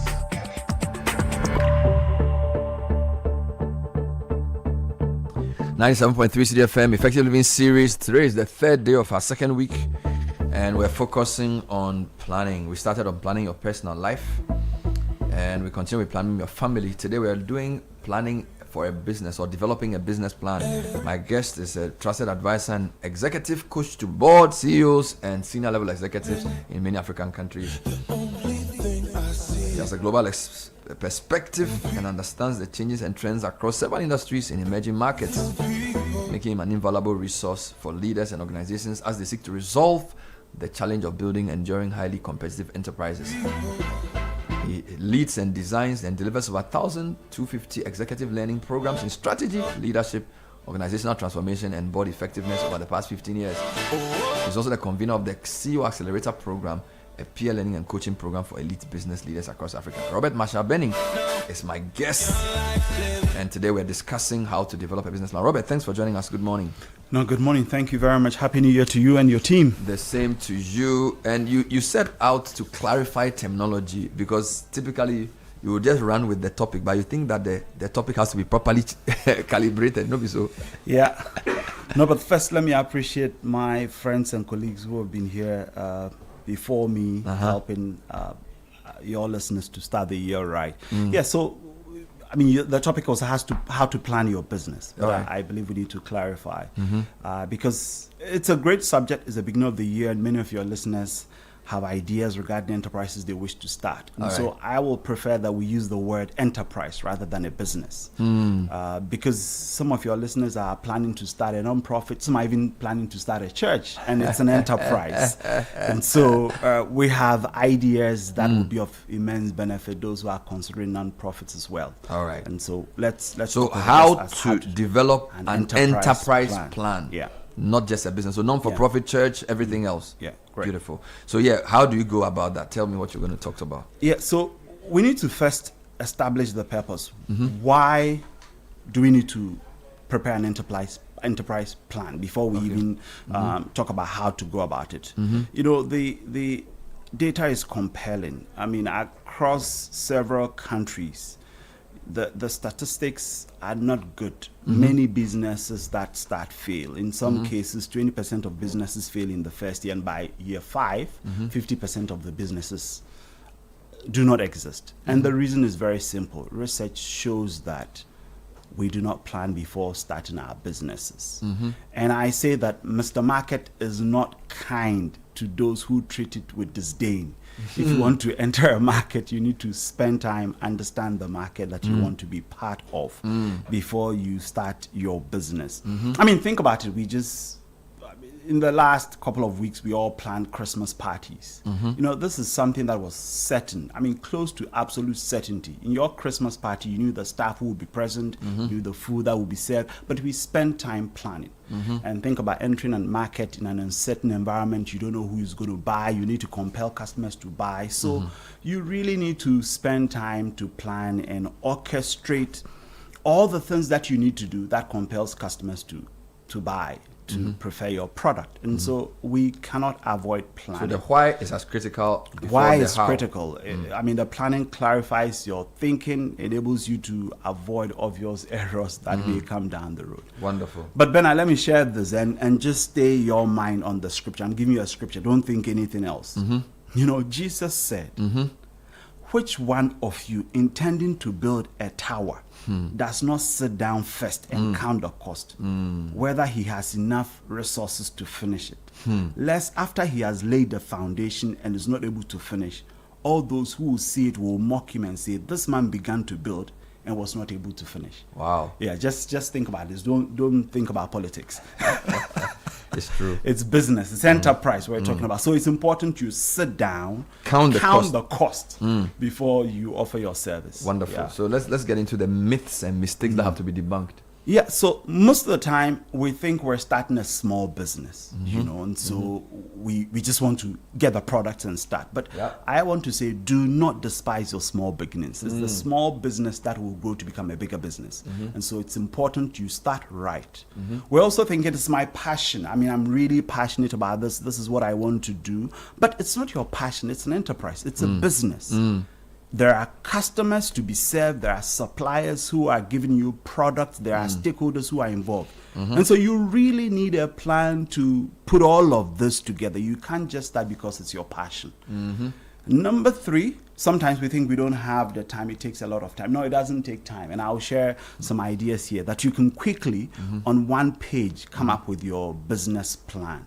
Maybe you even running a side hustle. If it's a side hustle, then you need to be efficient. You don't have the time. So planning will give you clarity, enable you to prepare. You don't need to pay a consultant. Yeah, if you have extra CDs to pay a consultant, that's great. But then you have to work with the consultant because the planning is to give you the clarity you need to do well in the marketplace. Wonderful. And again, Mr. Market will not treat you kindly if you don't treat it well. Correct. So you need to work with somebody, but don't outsource it completely. You need to be part of the planning process. Exactly. All right. So you said you can give us a simple way of doing it. Can I do an enterprise plan on a simple piece of paper? Actually, I will I need a spreadsheet. No, you don't need a spreadsheet. I mean, I will encourage your listeners. If you have an A4 sheet by you, just grab just grab an A4 sheet, fold it into 4. Start an enterprise. Yes, fold it into 4. So you have 4 quadrants. Oh, just okay. Fold the A4 sheet. Yes, exactly. And on that one side, we will quickly prepare your enterprise plan so just you like can that. Start that business. All right, this is 97.3 CFM. This is the Effective Living series. Is brought to us by Hallmark as well as Petra. And Robert Masha Benning is my guest. He has many qualifications. He's the head of executive coaching at the Center for Reimagined Africa, founder and chief learning strategist at Temple Advisory, a leading strategy consulting, leadership development, and executive coaching firm.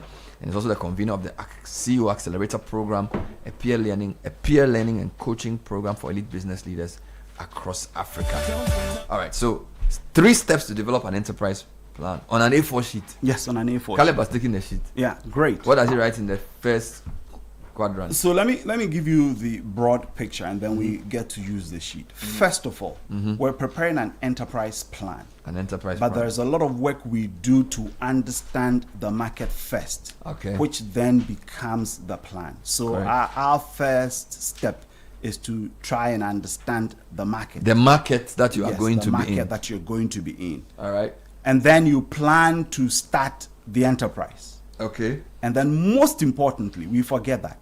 You plan and prepare to continue running the enterprise before the dip. Beyond the dip, sorry. Beyond the dip. Because almost always, your enterprise, when you start, you will face a challenge and you may feel like giving up and throwing in the towel. So in your planning phase, you also need to plan and prepare how to continue beyond the dip.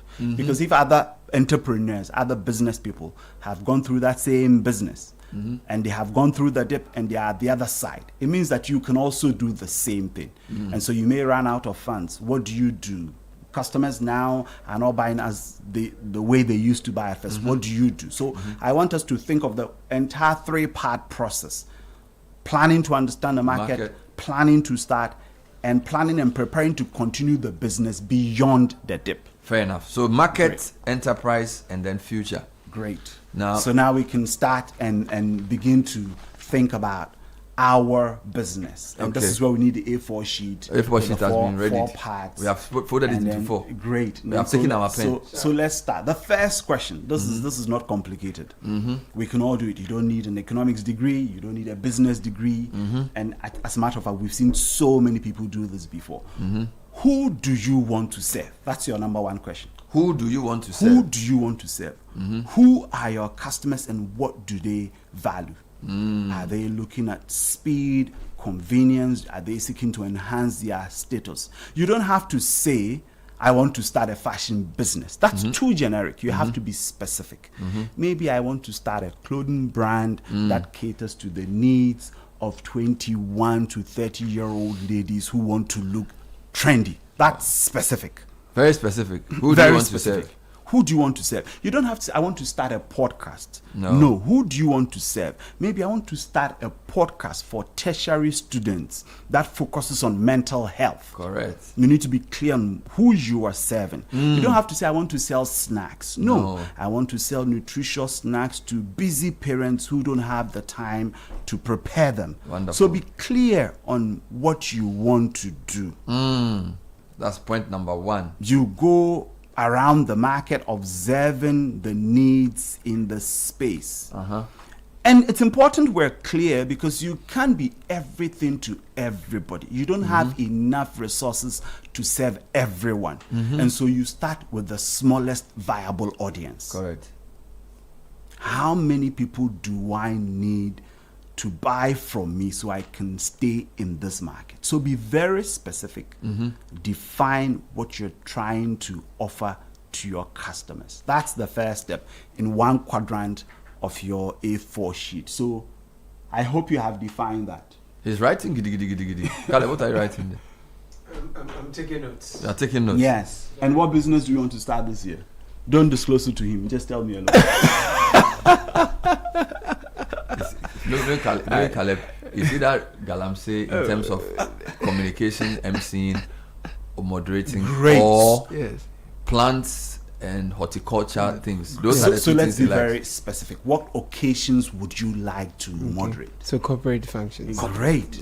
Specific. Corporate. Even corporate, we have SMEs, we have multinationals, we have mid-tier corporates. What kind of corporate? And what kind of events? Exactly. Because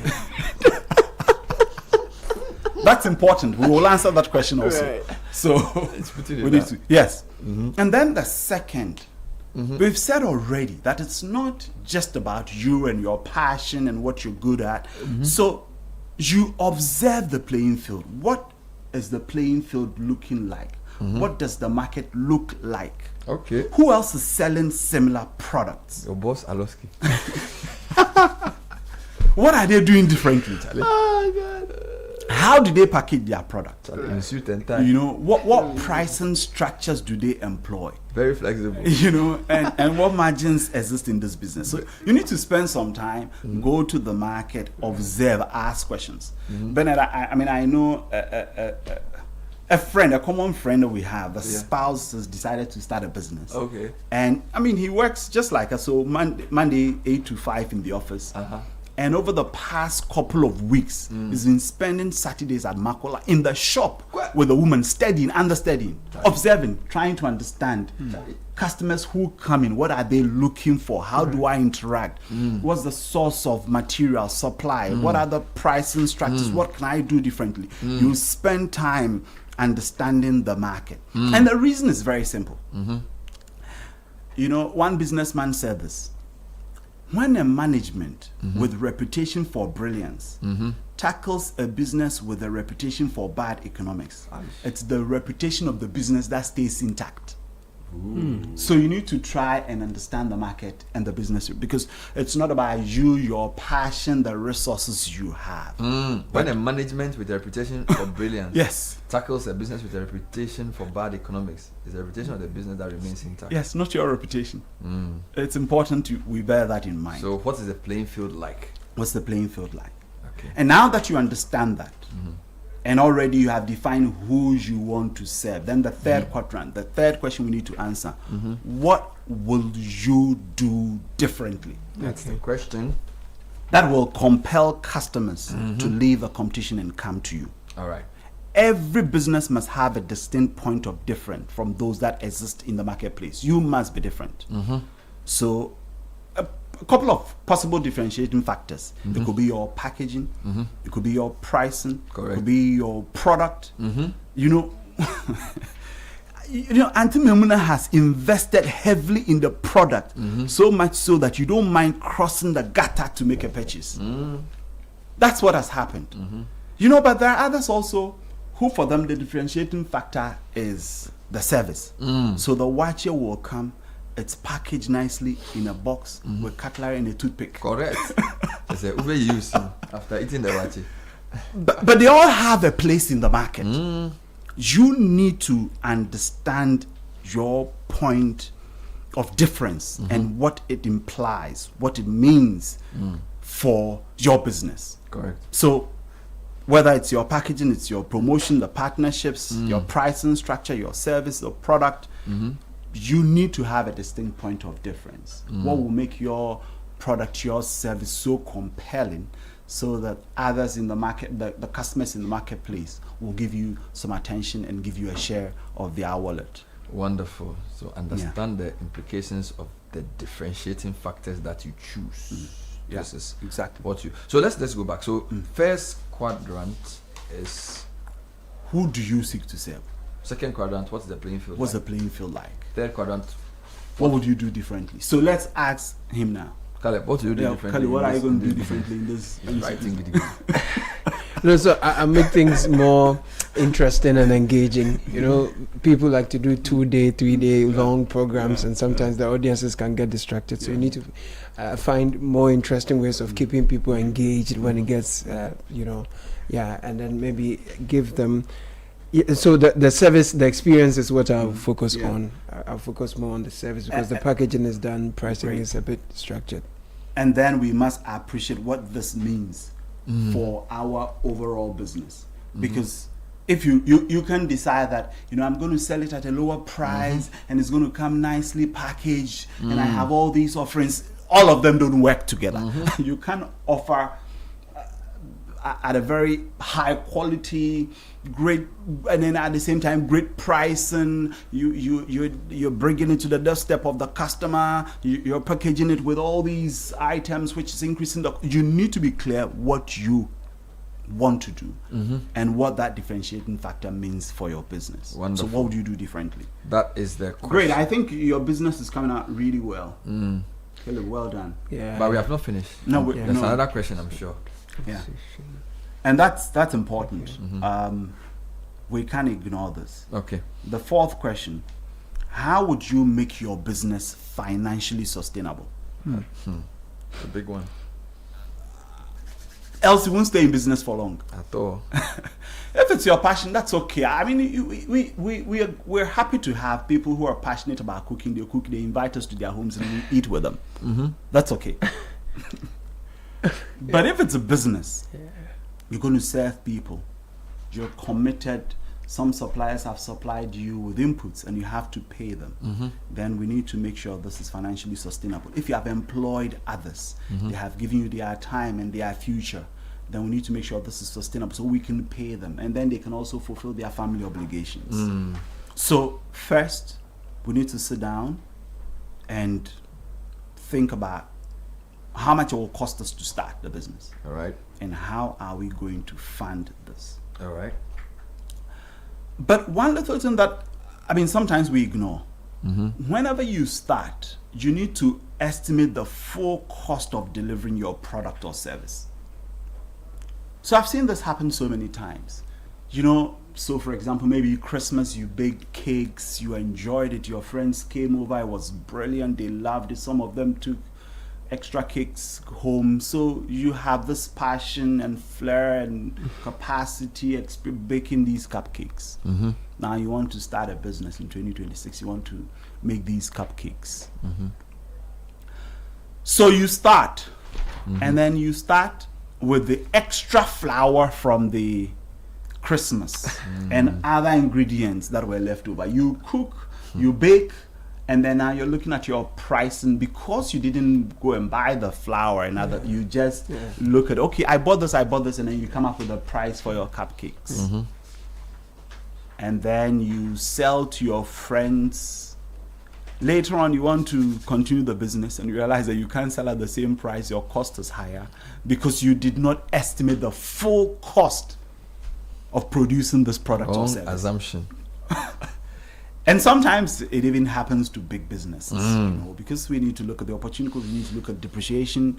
And so I was just speaking to a friend, a bottling business, and they think they are profitable, but they haven't estimated the full cost of running the business.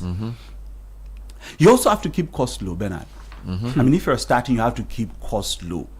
I mean, our friends on the other side who are supplying the entire world with products, I was speaking to one of them, and he said, well, you guys, you start your business, you're thinking, we're thinking about people, all of that. It's great, but for us, every cost must be ruthlessly low. We're looking at the process and how to keep costs low. And this year, the results just coming out, they have had one of the biggest trade surpluses of all time. Even with all that our good friend on the other side is doing with all the tariffs. Because even though they lost on that side, they were able to sell to Africa, other emerging markets, because they're keeping costs low. So try as much as possible to keep your costs low. Think about how you will protect your margins. How long will it take you to break even and make profit if you are not making profit immediately? And lastly, I cannot leave the studio without saying this. What system of records would you use to ensure that you are regularly updated on your business's financial position? You're not just selling, but you have a mechanism to record your expenses, your revenues, and the net margins you're making. And on a weekly, monthly basis, you can see how this is going. Rather than end of the year, you bring in an accountant to come and look at it, and an auditor, and you realize that, oh, my Jumajani. I mean, this was really loss making. All right. And I've seen this over and over again. You sit down with business people, you look at the entire numbers, and it's not what they thought it is. Money is the lifeblood of every business, and when you run out of money, your business it's on its way. Wonderful. Down. We're talking to Robert Marshall Benning, who has been speaking to us on how to plan for your enterprise. 4 key ideas or 4 key bullet points. Who do you want to serve? What is the playing field like? What will you do differently? And how will you make your business financially sustainable? So let's get into a few concluding remarks. Caleb has been trying to start his business, and I think he's. Let's ask him how much money he's hoping to make from this business.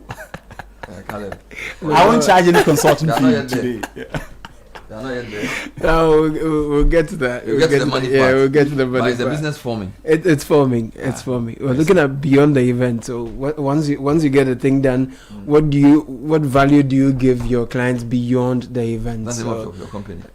Oh, it could be something nice.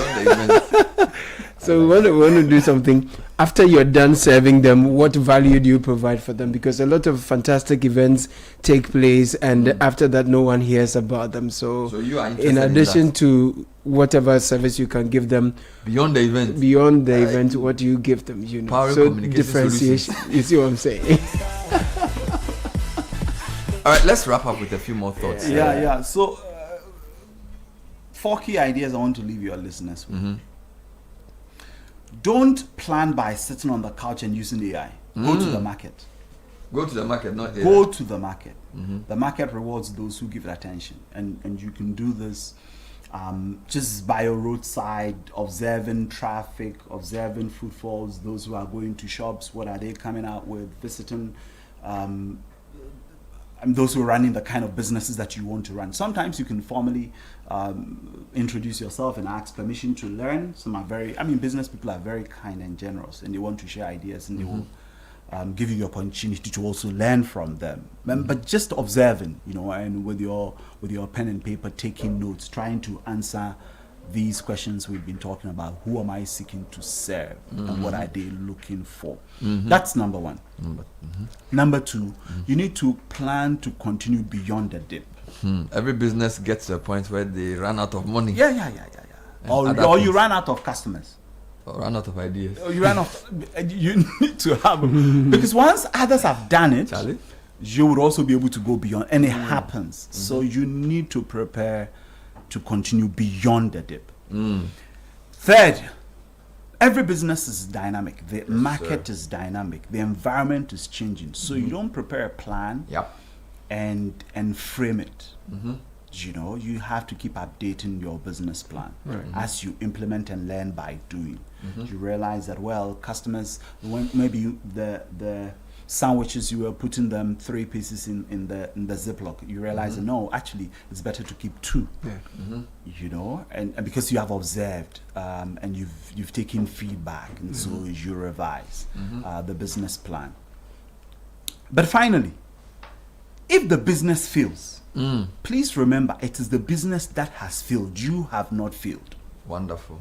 So learn your lessons, start your research, come up with a better plan, find a new niche, new product, new service, and go again. You haven't failed. It's the business that has failed. Because there are opportunities for everyone. Once the good Lord has laid on your heart to start an enterprise, you must. You have to give it a go. Amazing. Yeah. Amazing stuff. Starting an enterprise is a good thing. You need the tools. So this has been just 25 to 30 minutes. So are there more resources on this? And is there coaching available for enterprise leaders? Is there something you can offer? Talk to me about how we can get more of this beyond today. But I didn't know that you'll give me this opportunity. No, I have to, because it's just 30 minutes, right? Okay. I feel like a lot of people want to follow through. Every enterprise is worth starting. Once you have an idea, you are carrying a noble dream. So starting an enterprise is a worthwhile endeavor. Our community needs many enterprises. And broadly, at a governmental level, I'm sure in every district, you may have a Ghana Enterprise Agency. So you can visit, seek support, seek advice. There may be consultants in your neighborhood you can speak to. But I always advocate, you're the one starting the business. And using these 4 questions, you can start. Because you have to think about, who am I going to serve? What's the playing field like? What will I do differently? And how do I make it sustainable? If you're thinking of a very big business, you need Temple Advisory to support you to prepare a business plan, an enterprise plan. We will work with you, because we can't prepare an enterprise plan for you. We will work with you so that you will gain the clarity and the confidence and conviction to act on your aspirations. That's what Temple Advisory, right? Yeah, Temple Advisory. Find you online? Can we find you online? Yes. You can find us online at thelearningtemple.com. Thelearningtemple.com. Yes, thelearningtemple.com. Temple Advisory. Yes, Temple Advisory. Once you come into the temple, you can then see, believe, and act on your aspirations. I love this. We don't take offering, but everything else happens. Everything else happens. Robert Marshall Benning is a trusted advisor and executive coach to board CEOs and senior level executives in several African countries. He's the CEO of Temple Advisory, executive coaching at Center for Reimagined Africa, and also the convener of the CEO Accelerator program. Find him online for more insights on how to lead in this current business context. Don't forget, the Effective Living series was brought to us by Hallmark Consultancy, of course, and Petra Trust. My name is Bernard Avle. Thank you for listening.